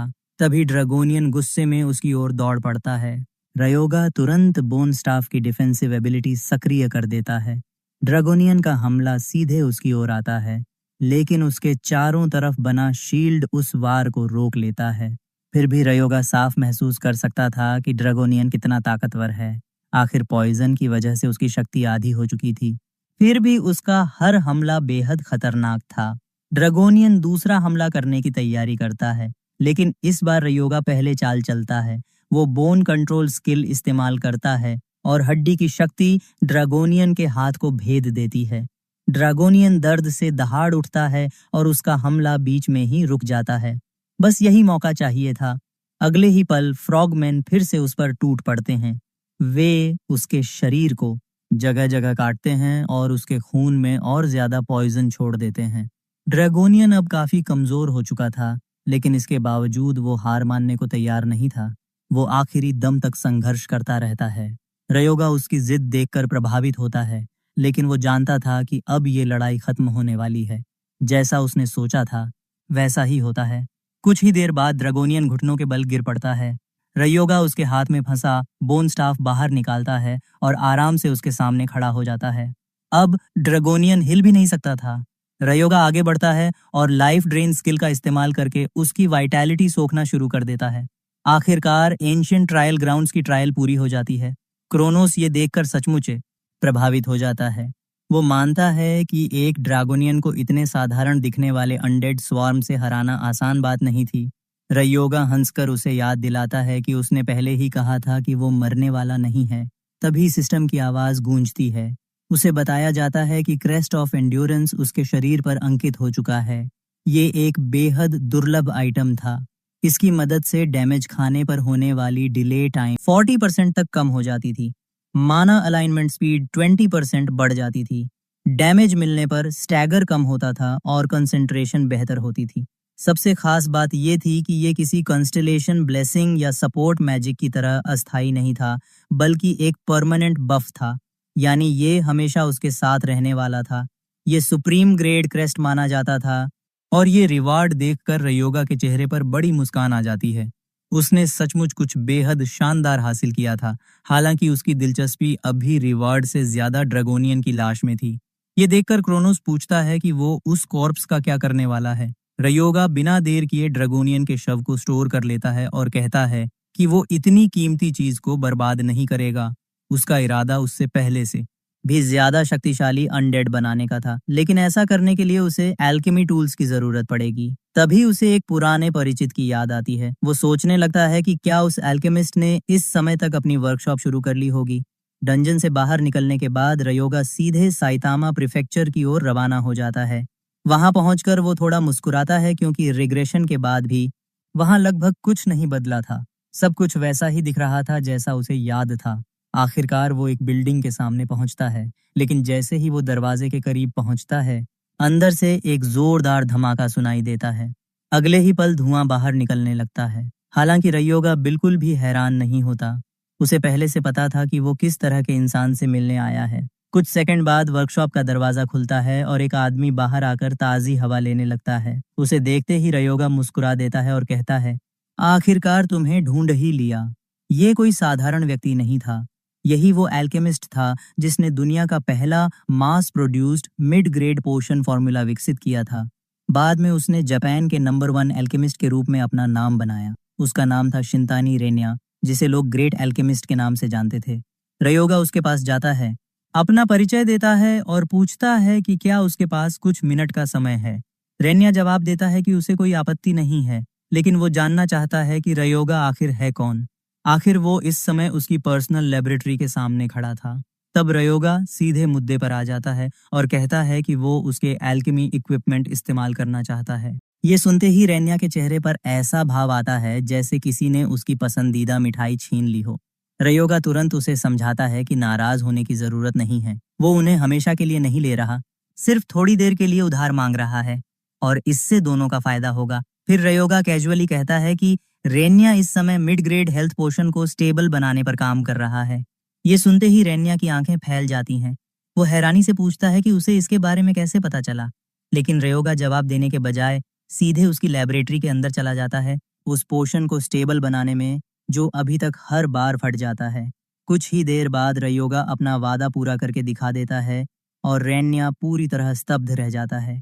उसकी आंखें इतनी चौड़ी हो जाती हैं जैसे किसी ने उसकी पूरी दुनिया उलट दी हो। रयोगा अच्छी तरह समझ रहा था कि वो इतना हैरान क्यों है। आखिर जिस समाधान को रैन्या खुद कई साल बाद खोजने वाला था, वो रयोगा अभी उसके सामने रख चुका था। रयोगा मुस्कुराते हुए कहता है कि सिर्फ देखकर क्या होगा, इसे आजमाकर भी देख लो। इतना कहकर वो एक ब्लेड उठाता है और अपनी बांह पर हल्का सा कट लगा लेता है। फिर वो नया पोषण उस घाव पर डाल देता है।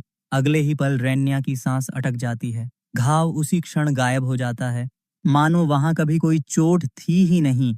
रैन्या की आंखें चमक उठती हैं। वो लगभग झपटते हुए पोषण लेने की कोशिश करता है, लेकिन रयोगा तुरंत उसे पीछे खींच लेता है। ये देखकर रैन्या का चेहरा ऐसा हो जाता है जैसे किसी बच्चे के सामने से उसकी पसंदीदा मिठाई हटा ली गई हो। रयोगा हल्की मुस्कान के साथ पूछता है, फॉर्मूला जानना चाहते हो? रैन्या बिना झूठ बोले मान जाता है कि हाँ, वो जानना चाहता है। तब रयोगा अपना असली प्रस्ताव सामने रखता है। वो कहता है कि अगर रैन्या फॉर्मूला चाहता है तो उसे कुछ समय के लिए उसकी मदद करनी होगी। सिर्फ यही नहीं, वो उसे और भी कई पोषण रेसिपीज और उपयोगी ज्ञान सिखाने का वादा करता है, लेकिन बदले में रॉयल्टी स्प्लिट 60-40 होगा। अंदर ही अंदर रयोगा जानता था कि ऐसा प्रस्ताव ठुकराना लगभग नामुमकिन है। आखिर ये किसी भूखे इंसान के सामने गर्मागर्म दावत रखने जैसा था। जब दोनों की बातचीत आगे बढ़ती है तो रयोगा ड्रैकोनियन की लाश बाहर निकालता है। ये देखकर रैन्या तुरंत पूछता है कि ये आखिर क्या है। रयोगा बिल्कुल सामान्य अंदाज में जवाब देता है कि वो एक नेक्रोमैंसर है और इस ड्रैकोनियन को एक स्पेशल कॉर्प्स में बदलने वाला है। रैन्या की आंखों में उत्सुकता साफ दिखाई देती है। ये देखकर रयोगा उसे साथ मदद करने का सुझाव देता है, लेकिन रैन्या तुरंत मना कर देता है। वो याद दिलाता है कि अभी तक किसी कॉन्ट्रैक्ट पर साइन नहीं हुआ है, इसलिए उसके पास मदद करने की कोई वजह नहीं है। वो साफ कहता है कि फिलहाल वो सिर्फ उसे अपनी वर्कशॉप इस्तेमाल करने दे रहा है, जब तक वो पूरे प्रस्ताव के बारे में सोच नहीं लेता। ये सब देखकर क्रोनोस भी थोड़ा हैरान हो जाता है। वो रयोगा से पूछता है कि रैन्या इतना सतर्क और अविश्वासी क्यों है। तब रयोगा उसे बताता है कि इसकी वजह उसका अतीत है। कभी रैन्या देश की सबसे बड़ी कॉरपोरेशन डाइसेई में रिसर्चर हुआ करता था। उसने शानदार खोजें की, लेकिन उसके बॉस ने सारा क्रेडिट खुद ले लिया। आखिर में रैन्या को नौकरी छोड़नी पड़ी। तभी से उसे लोगों पर भरोसा करना मुश्किल लगता है। ये सुनकर क्रोनोस निराश होकर कहता है कि इंसानों की दुनिया बस धोखे और लालच से भरी हुई है। लेकिन रयोगा तुरंत पलटकर जवाब देता है कि देवता भी कुछ अलग नहीं हैं। ये सुनकर क्रोनोस कुछ पल के लिए चुप हो जाता है। फिर रयोगा रैन्या को पुकारता है परहेज है और कहता है कि वो जानता है कि वो इसलिए झिझक रहा है क्योंकि उसे अभी तक उसकी असली क्षमता का अंदाजा नहीं है। इसलिए वो सुझाव देता है कि रैन्या उसके साथ काम करके खुद देख ले। काफी सोच विचार के बाद रैन्या अनिच्छा से मान जाता है। रयोगा उसे एक टूल पकड़ाता है और बताता है कि कितने एफ रैंक स्टोन्स को किस रेशियो में पिघलाना है। रैन्या तुरंत काम में लग जाता है। ज्यादा समय नहीं लगता और वो बिल्कुल सही परिणाम हासिल कर लेता है। ये देखकर रयोगा प्रभावित हो जाता है। उसी समय वो मन ही मन तय कर लेता है कि रैन्या ही इस काम के लिए सही इंसान है। दूसरी तरफ रैन्या लगातार सोच रहा था कि रयोगा आखिर उस लाश के साथ कर क्या रहा है। दरअसल रयोगा अनडेड की परफॉर्मेंस बढ़ाने की तैयारी कर रहा था। इसके लिए उसे बार बार फॉर्मूलाज और कर्सेस की लेयर्स चढ़ानी पड़ रही थीं। ये काम जितना सुनने में आसान लगता था, असल में उतना ही जटिल था। पूरे 3 डेज तक दोनों लगातार काम करते रहे। आखिरकार सारी पैनल्स तैयार हो गईं। इस दौरान रैन्या पूरी तरह थककर चूर हो चुका था, जबकि रयोगा अब भी ऐसे घूम रहा था जैसे उसने कोई मेहनत की ही न हो। रैन्या को समझ नहीं आ रहा था कि ये आदमी आखिर किस मिट्टी का बना है। उसने अपनी आंखों से देखा था कि रयोगा माना का इस्तेमाल करके एक लाश का दिल फिर से धड़काने में सफल हुआ था। उसकी मेथड्स पागलपन जैसी जरूर थीं, लेकिन उसके स्किल्स पर शक करना नामुमकिन था। आखिरकार रेन्या प्रभावित होकर कहता है कि वो रयोगा का पुराना प्रस्ताव स्वीकार करता है। रयोगा एक बार फिर पूछता है कि क्या वो सच में निश्चित है। रेन्या मुस्कुराकर बताता है कि अगर रयोगा की मदद न मिलती तो मिड टीयर हीलिंग पोर्शन पूरा करने में उसे कम से कम 2 इयर्स और लग जाते, और क्योंकि उसे अपने रिसर्च की प्रगति सबसे ज्यादा प्रिय है, इसलिए वो ये डील स्वीकार कर रहा है। ये सुनकर रयोगा खुश हो जाता है। वो कहता है कि उसे अपने एक्सक्लूसिव एल्केमिस्ट के रूप में रेन्या के साथ काम करने का इंतजार रहेगा।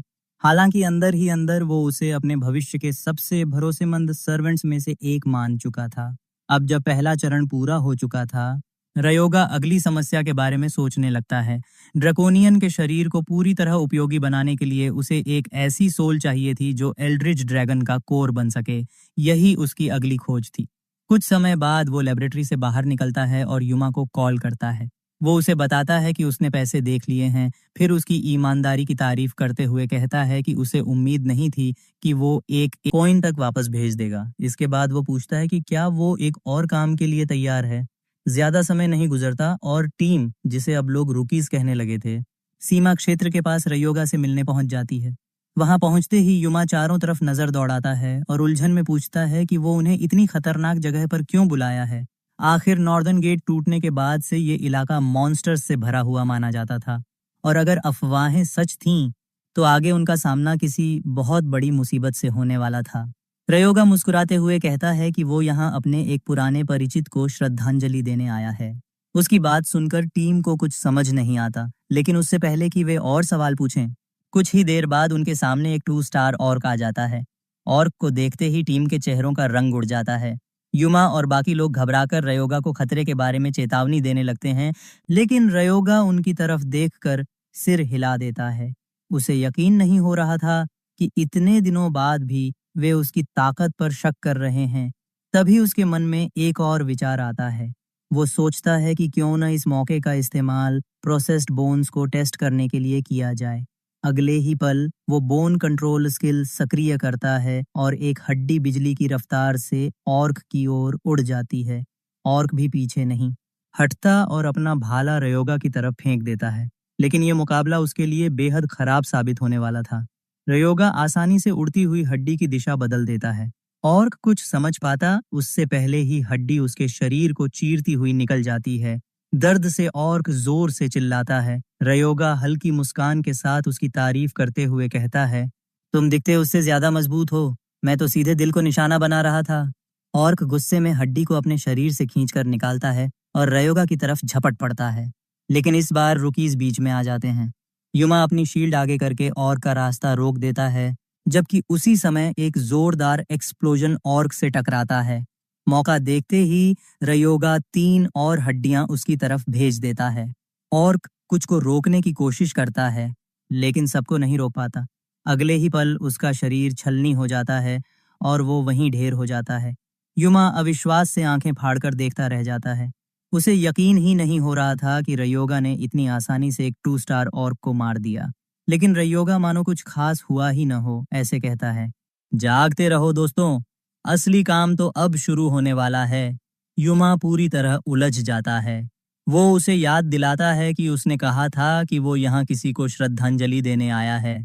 जवाब में रयोगा बस मुस्कुराता है और अभी अभी मरे हुए ऑर्क को अनडेड के रूप में उठा देता है। ये देखकर टीम कुछ सेकंड तक बोल ही नहीं पाती। रयोगा उन्हें भरोसा दिलाता है कि वो अपना असली मकसद नहीं भूला है। फिर वो एक और बात जोड़ता है। वो कहता है कि इस मिशन से उन्हें काफी अच्छा पैसा भी मिलने वाला है। बस इतना सुनना था कि टीम की आंखों में चमक लौट आती है। इसके बाद रयोगा लगातार ऑर्क्स का शिकार करता रहता है। एक के बाद एक लड़ाइयाँ होती हैं और उसकी अनडेड आर्मी बढ़ती जाती है। देखते ही देखते वो लेवल 13 तक पहुंच जाता है। कुछ समय बाद सिस्टम उसे थे सूचित करता है कि वो एक ही रेस से मिलने वाले स्टैट्स की सीमा पार कर चुका है। अब वो ऑर्क रेस से और स्टैट्स अब्सॉर्ब नहीं कर सकता। रयोगा को इसमें कोई हैरानी नहीं होती। आखिर उसे पहले से अंदाजा था कि ये फायदा हमेशा के लिए नहीं चलने वाला। इसके बाद वो सुझाव देता है कि आज की हंट यहीं खत्म कर दी जाए। लेकिन मजेदार बात यह होती है कि वो कैंप लगाने की बात कह भी नहीं पाता और युमा वो। बाकी लोग पहले से ही खाना बनाने की तैयारी शुरू कर चुके होते हैं।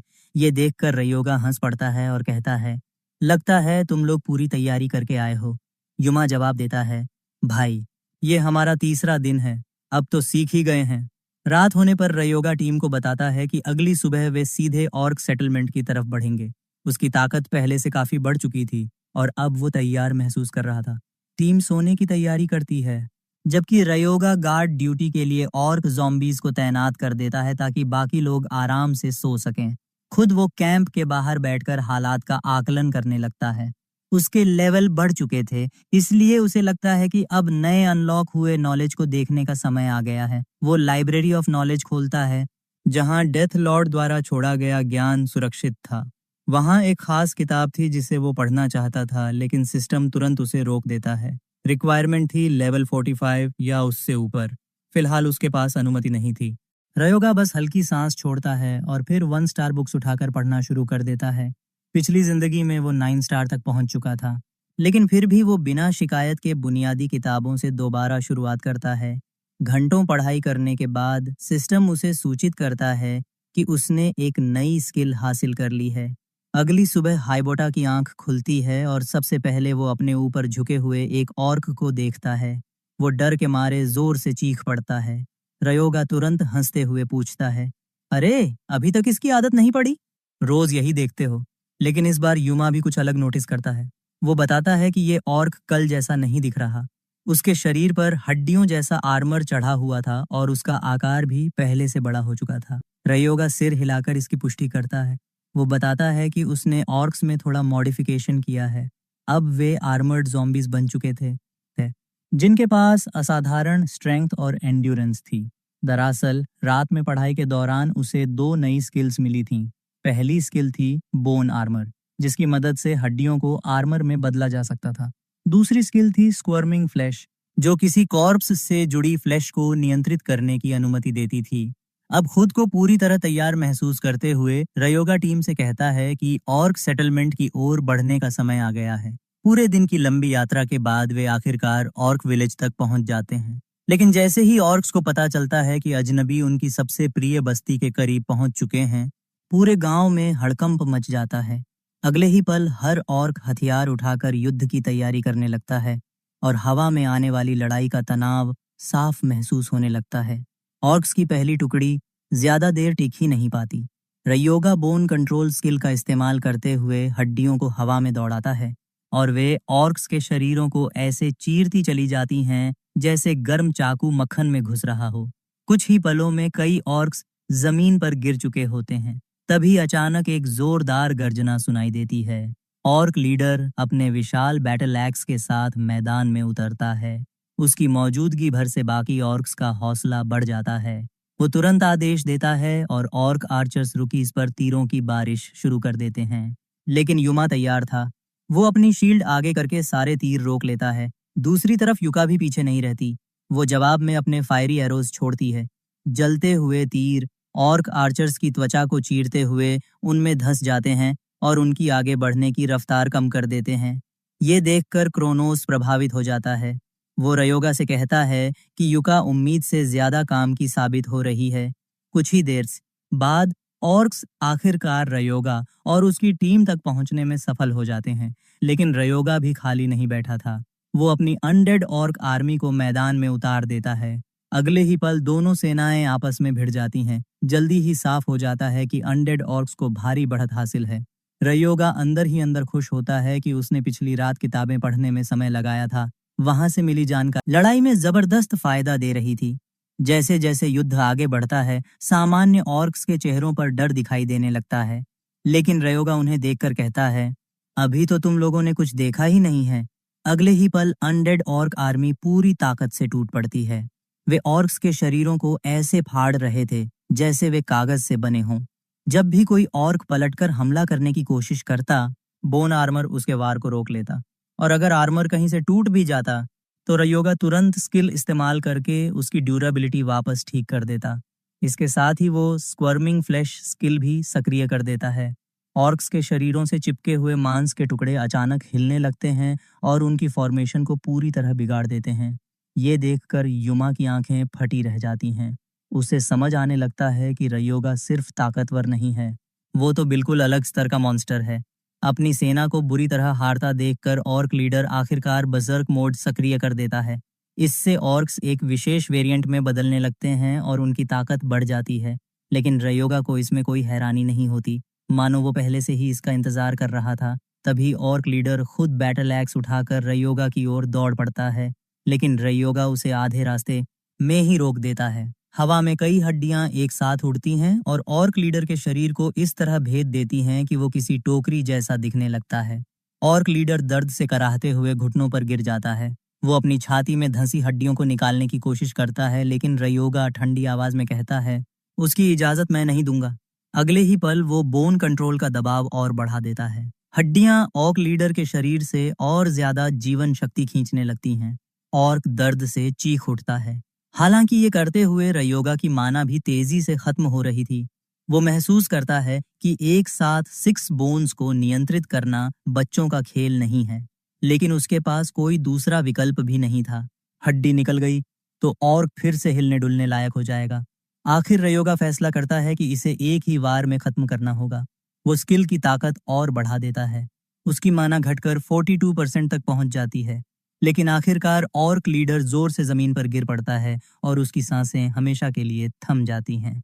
रयोगा खुद भी थोड़ा थक चुका था, लेकिन वो तुरंत माना ड्रेन इस्तेमाल करता है। ऑर्क लीडर की ऊर्जा उसके अंदर समाने लगती है और उसकी खोई हुई माना वापस भरने लगती है। ये दृश्य देखते ही बाकी ऑर्क्स का हौसला टूट जाता है। वे मुड़कर भागने की कोशिश करते हैं, लेकिन रयोगा उन्हें जाने देने वाला नहीं था। वो फ्लैश राइडिंग स्किल सक्रिय कर देता है। जो मांस पहले से उनके शरीरों से चिपका हुआ था, वो अचानक जीवित होकर उन्हें काटने और जकड़ने लगता है। ऑर्क्स दर्द से चिल्लाते हुए जमीन पर गिर पड़ते हैं। बस फिर क्या था, अनडेड ऑर्क आर्मी उन पर टूट पड़ती है और कुछ ही मिनटों में बाकी लड़ाई भी खत्म हो जाती है। युद्ध समाप्त होते ही ऑर्क्स के शवों से हरे रंग के माना स्टोन्स निकलने लगते हैं। युमा उत्साह से कहता है कि उसे जानने की बड़ी उत्सुकता है कि ये सारे स्टोन्स कितनी कीमत में बिकेंगे। लेकिन रयोगा सिर हिलाता है और कहता है कि असली खजाना माना स्टोन्स नहीं है। उसकी नज़र ऑर्क लीडर के ब्लड एक्स पर थी। वो बताता है कि ये एक ए रैंक वेपन है जिसकी ड्यूरेबिलिटी बेहद ऊंची है। इसे रिफाइंड ब्लड से बनाया गया था और इसमें ऐसी सॉर्सरी भरी हुई थी जो उपयोगकर्ता की शक्ति बढ़ाती थी। सबसे खास बात यह थी कि जितना ज्यादा खून ये एक्स सोखता, उतना ज्यादा मजबूत होता जाता। एक्स को हाथ में पकड़कर रयोगा मुस्कुरा देता है। ऑर्क विलेज पर हमला करना सच में फायदे का सौदा साबित हुआ था। लेकिन फिर अचानक वो ब्लड एक्स युमा की तरफ बढ़ा देता है और कहता है कि फिलहाल ये उसके पास रहे। युमा उसे भरोसा दिलाता है कि वे सारे माना स्टोन्स इकट्ठा कर लेंगे और रयोगा आराम कर सकता है। मगर आराम करना रयोगा की योजना में था ही नहीं। अकेले वहां से निकल जाता है और कुछ देर बाद एक बेहद बदसूरत और सूखे से दिखने वाले पेड़ के सामने पहुंचता है। वो पेड़ को देखकर कहता है, बाहर आ जाओ, हमें बात करनी है। लेकिन कोई जवाब नहीं मिलता। रयोगा हार मानने वालों में से नहीं था। वो तुरंत एक हड्डी उठाता है और पूरी ताकत से पेड़ पर दे मारता है। धमाके जैसी आवाज होती है और अगले ही पल पेड़ हिलने लगता है। फिर एक नाराज आवाज सुनाई देती है, क्या चाहिए तुम्हें? देखते ही देखते वो पेड़ अपना रूप बदलने लगता है। उसकी टहनियां और जड़ें सिकुड़कर इंसानी आकार लेने लगती हैं। कुछ ही सेकंड में वहां एक ह्यूमनॉइड खड़ा था। रयोगा उसे देखकर हल्की मुस्कान के साथ अभिवादन करता है।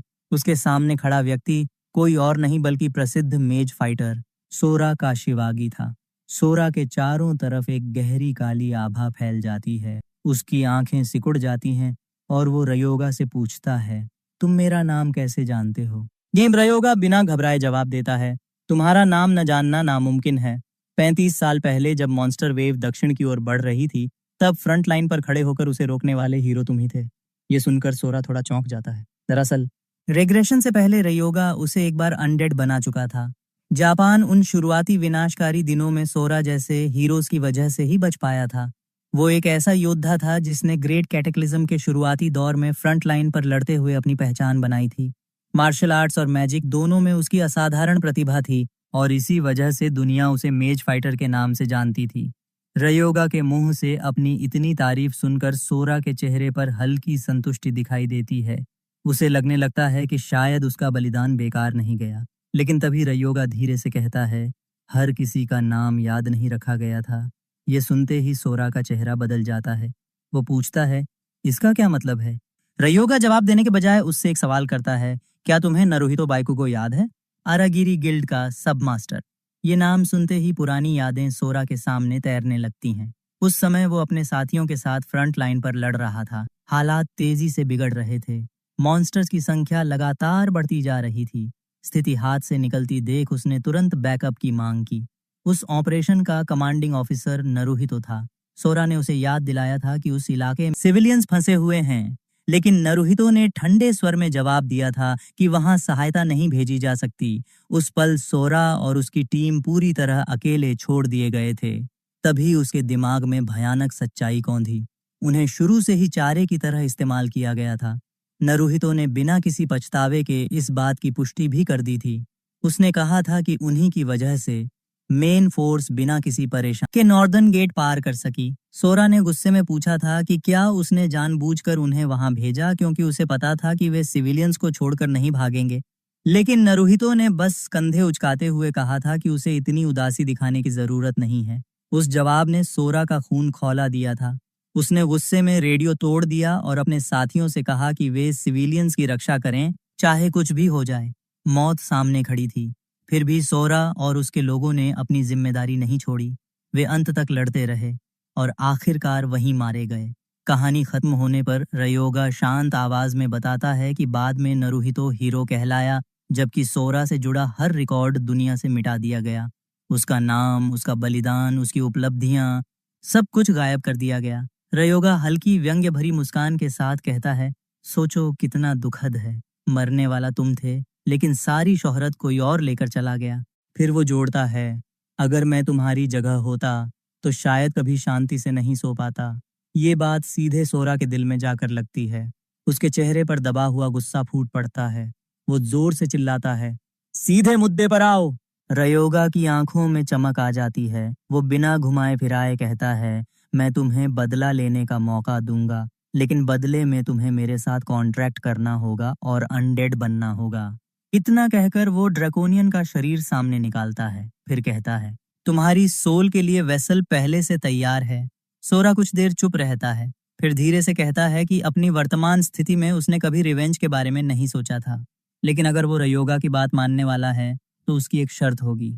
वो कहता है, तुम मुझे जैसे चाहो इस्तेमाल कर सकते हो, लेकिन मैं किसी भी हालत में निर्दोष लोगों को नुकसान पहुंचाने का हिस्सा नहीं बनूंगा। ये सुनते ही रयोगा को पुरानी याद आ जाती है। रिग्रेशन से पहले भी सोरा ने बिल्कुल यही शर्त रखी थी। इतने सालों बाद भी वो नहीं बदला था, और शायद यही एक सच्चे हीरो की पहचान थी। रयोगा सिर हिलाकर वादा करता है कि वो उसकी शर्त का सम्मान करेगा। समझौता पूरा होते ही सोरा की सोल ड्रैकोनियन के शरीर में प्रवेश कर जाती है और वो रयोगा का नया अनडेड बन जाता है। रयोगा को याद आता है कि पिछली टाइमलाइन में उसने सोरा की सोल को स्केलेटन नाइट में डाला था और बाद में उसे इवॉल्व करके हेल नाइट बनाया था।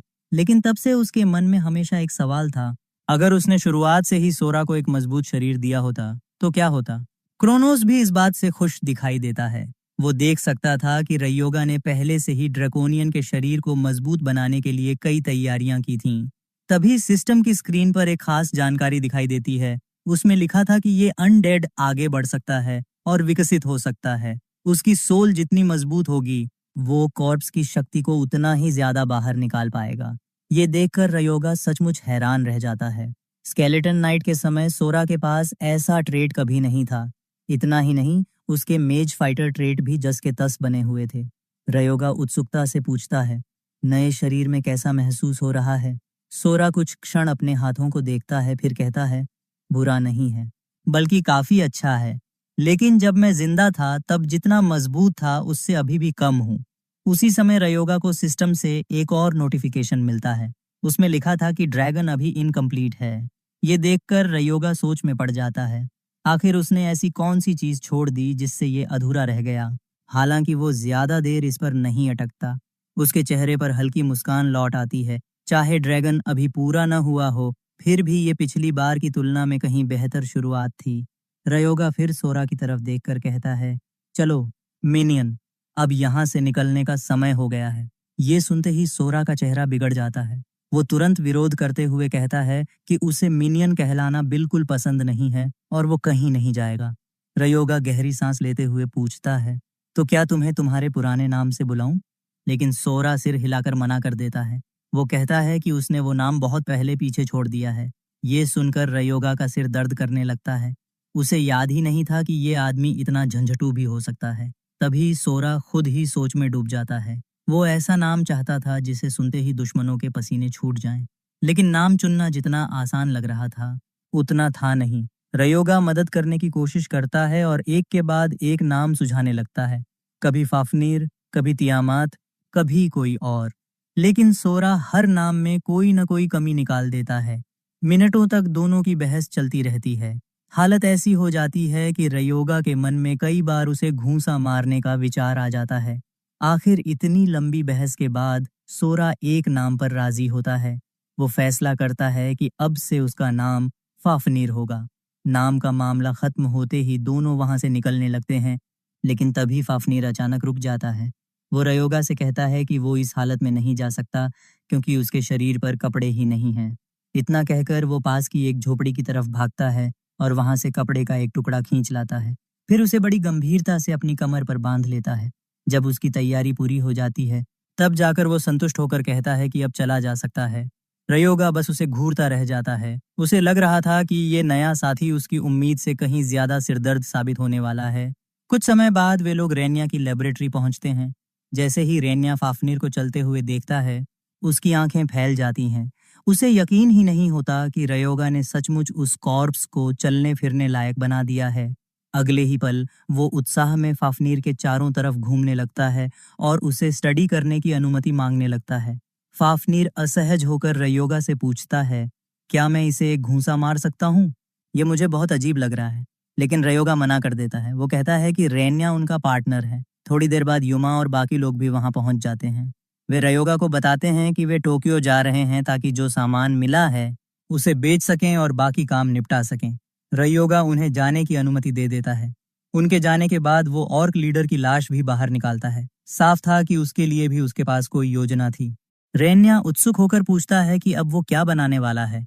रयोगा मुस्कुराकर पूछता है कि क्या वो सच में जानना चाहता है, लेकिन रेन्या तुरंत मना कर देता है। वो कहता है कि पिछली बार सिर्फ हर्ब्स मिलाते मिलाते उसका हाथ टूटने जैसा हो गया था। हालांकि ये बात कहने के कुछ ही पलों बाद वो फिर से हर्ब्स मिलाने लगता है। आखिर उसकी जिज्ञासा उसे चैन से बैठने ही नहीं देती थी। हर बार उसकी उम्मीदों से कहीं आगे निकल जाता था। ऐसे में उत्सुक न होना लगभग नामुमकिन था। रयोगा ऑर्क लीडर की लाश पर काम शुरू कर देता है। वो शरीर से मांस अलग करता है और जब उसका काम पूरा हो जाता है, तब रेन्या उसे वो एक्सट्रैक्ट देता है जो उसने अभी तैयार किया था। रयोगा उस एक्सट्रैक्ट को स्केलेटन पर डालता है ताकि उसकी हड्डियां और मजबूत हो जाएं। प्रक्रिया पूरी होने के बाद स्केलेटन को अनडेड स्टेटस मिल जाता है और उसके साथ 2 शील्ड्स भी बन जाती हैं। रयोगा संतुष्ट होकर सोचता है कि ये स्केलेटन उसके लिए बेहतरीन बॉडीगार्ड साबित होगा। वो स्केलेटन को आदेश देता है कि जब भी वो लाइफ ड्रेन इस्तेमाल करे, तब उसकी रक्षा करना उसकी जिम्मेदारी होगी। रेन्या इस नतीजे से ज्यादा प्रभावित नहीं होता। उसे लगता है कि आखिर उन्होंने सिर्फ एक स्केलेटन ही बनाया है। लेकिन रयोगा उसे समझाता है कि बोन्स के अपने बड़े फायदे होते हैं। वे हल्की होती हैं और बिना तैयारी के भी सड़ती नहीं हैं। ज़ॉम्बीज के विपरीत स्केलेटन्स की कोई समय सीमा नहीं होती। जब तक उन्हें स्पिरिचुअल पावर मिलती रहती है, वे बने रहते हैं। और क्योंकि लाइफ ड्रेन एक क्लोज रेंज स्किल है, इसलिए उसे हमेशा एक बॉडीगार्ड की जरूरत पड़ती है। ये सुनकर रेन्या फिर हैरान रह जाता है। रयोगा ने सिर्फ स्केलेटन नहीं बनाया था, बल्कि उसकी मेंटेनेंस तक पहले से सोच रखी थी। इसके बाद रयोगा बाहर टहलने जाने का फैसला करता है और रेन्या से स्केलेटन पर नजर रखने को कहता है। रेन्या घबरा जाता है और पूछता है कि इतनी रात को वो आखिर कहाँ जा रहा है। रयोगा जवाब देता है, पैंथियन। ये सुनकर रेन्या और भी चौंक जाता है। रयोगा बताता है कि उसका लेवल बढ़ गया है और उसे वहां बुलाया गया है ताकि वो एक होली स्पेल प्राप्त कर सके। रेन्या की आंखें और चौड़ी हो जाती हैं। उसे तो पता ही नहीं था कि रयोगा प्रीस्ट भी है। रयोगा मजाकिया अंदाज में कहता है कि वो एक बहुत ही श्रद्धालु इंसान है। लेकिन रेन्या तुरंत जवाब देता है कि दुनिया उल्टी भी हो जाए, तब भी वो इस बात पर भरोसा नहीं करेगा। रयोगा भी इस पर बहस नहीं करता। वो जल्दी से विषय बदल देता है और पूछता है कि मिड ग्रेड हील पोशन का पेटेंट रजिस्ट्रेशन पूरा हुआ या नहीं। रेन्या बताता है कि काम लगभग पूरा हो चुका है। ये सुनकर रयोगा उसकी तारीफ करता है कि वो बहुत तेजी से काम करता है। रेन्या समझाता है कि समय के साथ कंपटीशन बढ़ने वाला है, इसलिए वो पीछे नहीं रहना चाहता। हालांकि असली समस्या पब्लिसिटी की है, क्योंकि अगली एग्जीबिशन अगले साल होने वाली है। ये सुनकर रयोगा उससे कुछ सैंपल्स मांगता है। वो वादा करता है कि मौका मिलते ही वो उनका प्रमोशन करेगा। रेन्या खुश होकर उसे कुछ सैंपल्स दे देता है। रयोगा विश्वास से कहता है कि अगर प्रोडक्ट उम्मीद के मुताबिक निकला तो पैसा नदी की तरह बहकर आएगा। ये सोचते ही उसके चेहरे पर ऐसी खतरनाक मुस्कान आ जाती है कि रेन्या को फिर से शक होने लगता है कि ये आदमी सच में प्रीस्ट है भी या नहीं। लेकिन रयोगा के दिमाग में तो पहले से ही भविष्य की दौलत घूम रही थी। सारी तैयारियां पूरी होने के बाद वो आखिरकार पैंथियन की ओर रवाना होने का फैसला करता है।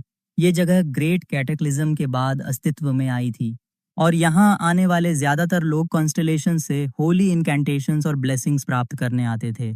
कुछ कॉन्स्टलेशंस तो अपने फॉलोअर्स से चढ़ावा भी मांगते थे। जैसे ही रयोगा ग्राउंड फ्लोर के प्रवेश द्वार पर पहुंचता है, वो आसपास नजर दौड़ाता है, लेकिन खास प्रभावित नहीं होता।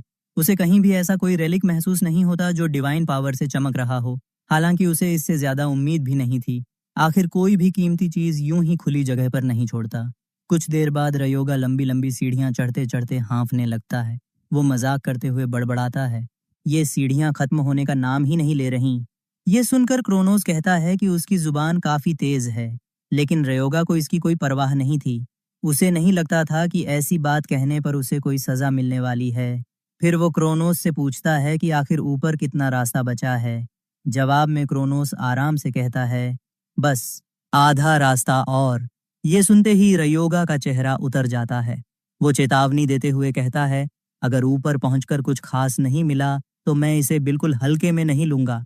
आखिरकार जब वो सबसे ऊपरी स्तर पर पहुंचता है तो वहां मौजूद दूसरी कॉन्स्टलेशंस उसकी तरफ नफरत और असंतोष भरी नजरों से देखने लगती हैं, मानो उसकी मौजूदगी ही उन्हें पसंद न हो। थोड़ी देर तक वे अपने तरीके से रयोगा को नीचा दिखाने की कोशिश करती हैं। जब उनका नाटक खत्म होता है तब क्रोनोस आगे बढ़ता है और खुद को पैंथियन में रजिस्टर कर देता है। प्रक्रिया पूरी होते ही सिस्टम रयोगा को सूचित करता है कि उसे 2 होली इनकैंटेशंस प्राप्त हुई हैं, अनहोली ब्लेसिंग और state of रेट्रिब्यूशन। Unholy blessing negative energy को मजबूत बनाती है और टारगेट के स्टैट्स बढ़ाती है। वहीं स्टेट ऑफ रेट्रिब्यूशन में डैमेज लेने से जुड़े कई इफेक्ट्स थे, जिन्हें देखकर रयोगा को खास उत्साह नहीं हुआ। क्रोनोस गर्व से कहता है कि उसने बड़ी कृपा करके ये स्किल्स उसे दी हैं। रयोगा भी मान लेता है कि स्किल्स वाकई प्रभावशाली हैं। ये सुनकर क्रोनोस जोर से हंस पड़ता है। लेकिन अगले ही पल सिस्टम एक और नोटिफिकेशन दिखाता है। उसमें लिखा था कि क्रोनोस के पास पर्याप्त डिवाइन स्टेटस नहीं है, क्योंकि उसके पास न तो उपलब्धियां हैं और न ही पर्याप्त पहचान। नोटिफिकेशन पढ़ते ही उसकी हंसी तुरंत गायब हो जाती है। उसका चेहरा ऐसा हो जाता है जैसे किसी ने उसकी सारी शान एक झटके में निकाल दी हो। रयोगा ये देखकर खुद को हंसने से नहीं रोक पाता। वो उसका मजाक उड़ाते हुए कहता है कि कुछ देर पहले तक तो वो खुद को बहुत बड़ा समझ रहा था। हालांकि मजाक अपनी जगह था, लेकिन रयोगा खुश था क्योंकि उसकी ताकत पहले से और बढ़ चुकी थी। थोड़ी देर बाद वो पैंथियन से बाहर निकलता है, लेकिन बाहर निकलते ही एक विशालकाय आदमी उसका रास्ता रोक लेता है। वो पूछता है, तुम पैंथियन से बाहर क्यों आ रहे हो? ऐसा लग रहा था जैसे वो रयोगा को पहले से जानता हो। रयोगा उल्टा उससे पूछता है कि वो कौन है। तब वो आदमी खुद को साताके शिगेरू बताता है और याद दिलाता है कि कभी ऑर्फनेज में वो उससे बड़ा हुआ करता था। नाम सुनते ही रयोगा को सब याद आ जाता है। उसके चेहरे पर तुरंत ठंडी मुस्कान आ जाती है। उसे याद था कि साताके वही घटिया इंसान था जो कमजोर बच्चों से पैसे और सामान छीना करता था। रयोगा साफ कह देता है कि उससे ऐसे बात न करे जैसे वे पुराने दोस्त हों। उसे अच्छी तरह याद है कि साताके ने उसके साथ कैसा व्यवहार किया था। उसके दिमाग में पुरानी याद उभरती है। एक बार किसी लड़के ने साताके की शिकायत डायरेक्टर से कर दी थी। गुस्से में साताके उस लड़के को पीटने जा रहा था। तभी रयोगा बीच में कूद पड़ा था और सीधे उसके नाक पर मुक्का जड़ दिया था।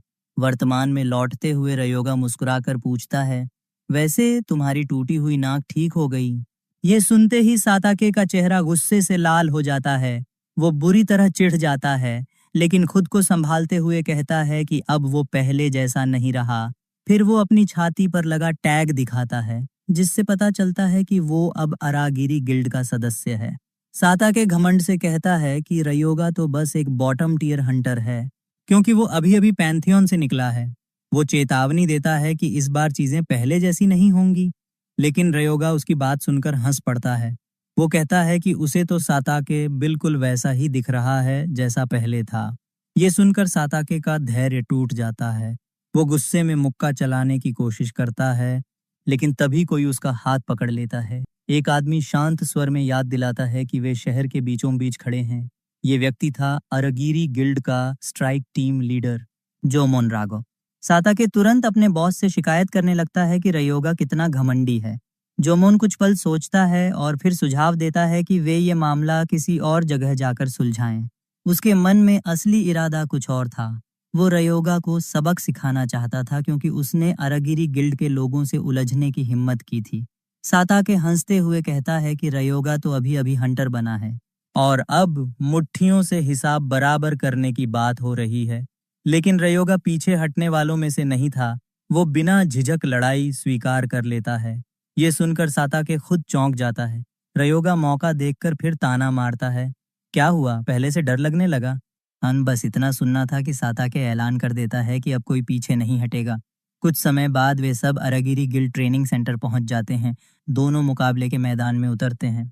तभी रयोगा फाफनीर को समन करता है और आराम से कहता है कि लड़ाई वही लड़ेगा, क्योंकि वो खुद एक प्रीस्ट है। साताके इस बात से बिल्कुल परेशान नहीं होता। उसे लगता था कि रयोगा की एबिलिटी कोई खास नहीं है। ऊपर से उसके पास नेकलेस और रिंग्स भी थीं जो उसके स्टैट्स बढ़ा रही थीं। सारी तैयारियां पूरी होने के बाद मैच शुरू होने की घोषणा कर दी जाती है। लेकिन लड़ाई शुरू होने से पहले ही साताके अपनी पुरानी आदत नहीं छोड़ता। वो मुस्कुराकर रयोगा को चिढ़ाते हुए तो पूछता है, क्या बात है, डर लग रहा है क्या? रयोगा यकीन ही नहीं कर पा रहा था कि साताके कितना ज्यादा बकबक करने वाला इंसान है। दूसरी तरफ फाफनिर भी काफी उत्साहित था कि उसे अरागिरी गिल्ड के लोगों से इतनी जल्दी सामना करने का मौका मिल गया। वो सोचता है कि पहले अपने नए शरीर की ताकत को अच्छे से परख लिया जाए, और साफ कह देता है कि उसका बिल्कुल भी इरादा नहीं है कि वो हाथ हल्का रखे। लेकिन रयोगा उसे रोकते हुए कहता है कि लड़ाई को एक ही बार में खत्म मत करना, क्योंकि उसे कुछ चीजें टेस्ट करनी है। फाफनिर मान तो जाता है, लेकिन हंसते हुए कहता है कि ये उसके लिए काफी मुश्किल होने वाला है। तभी साताके पहला हमला करता है और अपना भाला लेकर फाफनिर की तरफ झपट पड़ता है, मगर फाफनिर आराम से अपना पैर उठाकर हमला बचा लेता है। साताके तुरंत दूसरी स्पीयर टेक्निक इस्तेमाल करता है, लेकिन फाफनिर फिर भी आसानी से बच निकलता है। साताके अपनी तेज रफ्तार और फुर्ती का इस्तेमाल करते हुए लगातार हमले पर हमला करता रहता है। बाहर खड़ा जोमोन उसकी मूवमेंट्स देखकर प्रभावित हो जाता है और सोचता है कि शायद ये लड़ाई उम्मीद से भी जल्दी खत्म हो जाएगी। तभी फाफनिर अचानक बड़े आराम से साताके का भाला पकड़ लेता है और मजाक उड़ाते हुए कहता है कि इतना बेकार हमला उस पर नहीं करेगा। साताके पूरी ताकत से भाला छुड़ाने की कोशिश करता है, लेकिन वो उसे हिला तक नहीं पाता। फाफनिर उसे डांटते हुए कहता है कि हमला करने से पहले अगला कदम भी सोचना चाहिए। अगर ये असली युद्ध होता तो वो कब का मर चुका होता। फाफनिर अपना मुक्का उसके चेहरे पर मारने ही वाला था कि उसे याद आता है कि रयोगा ने उसे हाथ हल्का रखने को कहा था। इसलिए पंच की जगह वो साताके के चेहरे पर ऐसा जोरदार थप्पड़ मारता है कि उसकी सांस ही अटक जाती है। साताके घुटनों पर गिर पड़ता है और किसी तरह अपनी सांस संभालने की कोशिश करता है। साथ ही पूरी मेहनत कर रहा होता है कि बच्चे की तरह चीख न पड़े। रयोगा मुस्कुराते हुए चिढ़ाता है कि लगता है वो पहले से थोड़ा मजबूत हो गया है, क्योंकि इस बार कई मिनट तक रो नहीं रहा। साताके गुस्से से तिलमिला उठता है। वो फिर से भाला लेकर फाफनिर की तरफ दौड़ पड़ता है, लेकिन फाफनिर उसका भाला जमीन में इस तरह दबा देता है कि नीचे की जमीन तक टूट जाती है। वो मजाक करते हुए कहता है कि एक ही ट्रिक बार बार इस्तेमाल करोगे तो सामने वाला समझ ही जाएगा। इसके बाद फाफनिर उसकी टांग पर हमला करता है और उसका घुटना तोड़ देता है। साताके दर्द से जोर जोर से चीखने लगता है। फाफनिर ठंडे स्वर में कहता है कि अब लड़ाई खत्म हो चुकी है। वो आखिरी वार करने ही वाला था कि तभी जोमोन बीच में आकर मैच रोक देता है। उसके चेहरे पर साफ गुस्सा दिखाई दे रहा था। रयोगा थोड़ा हैरान होता है, क्योंकि उसने सोचा था कि जोमोन थोड़ा और इंतजार करेगा। जोमोन तुरंत साताके के घुटने की जांच करता है और कहता है कि अब किसी प्रीस्ट को बुलाना पड़ेगा। रयोगा मुस्कुराते हुए याद दिलाता है कि एक प्रीस्ट तो यहीं उसके पीछे खड़ा है, लेकिन जोमोन जवाब देता है कि 1 स्टार हीलिंग से टूटी हुई हड्डी नहीं जुड़ती। रयोगा कहता है कि उसे ये पता है। जोमोन पूछता है कि फिर वो इसे ठीक कैसे करेगा। तभी रियोगा अपने पास मौजूद मिड ग्रेड पोषण निकालता है जो उसे रेन्या ने दिया था। साता के शक भरी नजरों से उसे देखता है, क्योंकि मिड ग्रेड पोषण की कीमत लाखों में होती है। रियोगा मौका देखकर उसका प्रचार शुरू कर देता है और बताता है कि अब मिड ग्रेड पोषण की मास प्रोडक्शन संभव है। साताके कहता है कि उसने ऐसा कभी नहीं सुना, और वैसे भी वो उस इंसान की मदद नहीं लेना चाहता जिसने अभी अभी उसे हराया है। रियोगा हंसकर कहता है कि इतना ड्रामा मत करो, वो सिर्फ मदद कर रहा है। अंदर ही अंदर रियोगा खुश था, क्योंकि उसे अपने पोषण का प्रचार करने के लिए एकदम सही टेस्ट सब्जेक्ट मिल गया था। वो पोषण को साताके के घुटने पर डालता है और जोमोन की आंखें फैल जाती हैं जब टूटी हुई हड्डी कुछ ही पलों में पूरी तरह ठीक हो जाती है। जोमोन तुरंत सोचने लगता है कि उसे ये पोषण किसी भी कीमत पर हासिल करना होगा। वो रियोगा से पूछता है कि उसने ये पोषण कहाँ से लिया। रियोगा मन ही मन मुस्कुराता है, क्योंकि मछली कांटे में फंस चुकी थी। वो पहले जोमोन से पूछता है कि उसकी रैंक क्या है। जोमोन बताता है कि वो लगभग 3 स्टार हंटर है और गिल्ड में कप्तान के पद पर है। तभी रियोगा उसे एक अजीब लेकिन दिलचस्प प्रस्ताव देता है। वो कहता है कि अगर जोमोन उससे लड़ाई करे तो वो उसे बताएगा कि ये पोषण कहाँ से मिला। सबसे मजेदार बात ये थी कि रियोगा कहता है कि वो परिणाम चाहे जो भी हो, जानकारी देगा ही। जोमोन इस बात पर राजी हो जाता है। रियोगा अंदर ही अंदर खुश हो जाता है, क्योंकि पिछली लड़ाई बहुत जल्दी खत्म हो गई थी और उसे एक मजबूत प्रतिद्वंद्वी चाहिए था। कुछ देर बाद नया मुकाबला शुरू होता है। जैसे ही संकेत मिलता है, जोमोन बिजली जैसी रफ्तार से फाफनिर की तरफ बढ़ता है और उसके शरीर पर लगातार तेज हमले बरसाने लगता है। उसकी स्पीड इतनी ज्यादा थी कि फाफनिर का विशाल शरीर उसकी तुलना में सुस्त लगने लगता है। एक के बाद एक वार फाफनिर पर पड़ते जाते हैं। फाफनिर झुंझलाकर गरजता है, लेकिन वो जोमोन को पकड़ भी नहीं पा रहा था।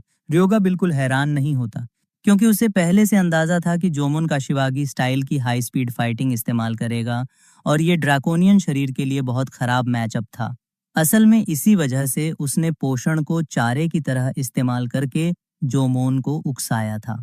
अगर फाफनिर को ऐसे दुश्मन का सामना करना पड़े जिसे वो ठीक से हिट नहीं कर सकता, तो उसे अपनी कमजोरियां महसूस होंगी और वो तेजी से विकसित होगा। हैरानी की बात यह थी कि फाफनिर हार मानने की बजाय और ज्यादा दृढ़ हो गया। वो ठान लेता है कि अपने भारी और सुस्त शरीर के साथ भी इस तरह के विरोधियों से लड़ना सीखेगा। रियोगा उसकी जिद और मेहनत देखकर संतुष्ट हो जाता है और कहता है कि यही वजह है कि फाफनिर उसका दाहिना हाथ है। जब वो देखता है कि फाफनिर सचमुच जीतने के लिए पूरी ताकत लगा रहा है, तो वो फैसला करता है कि अब सिर्फ खड़े होकर तमाशा देखना सही नहीं होगा। वो तुरंत अपनी नई होली इनकैंटेशन इम्प्योर ब्लेसिंग फाफनिर पर इस्तेमाल करता है और असली लड़ाई की शुरुआत की तैयारी कर देता है।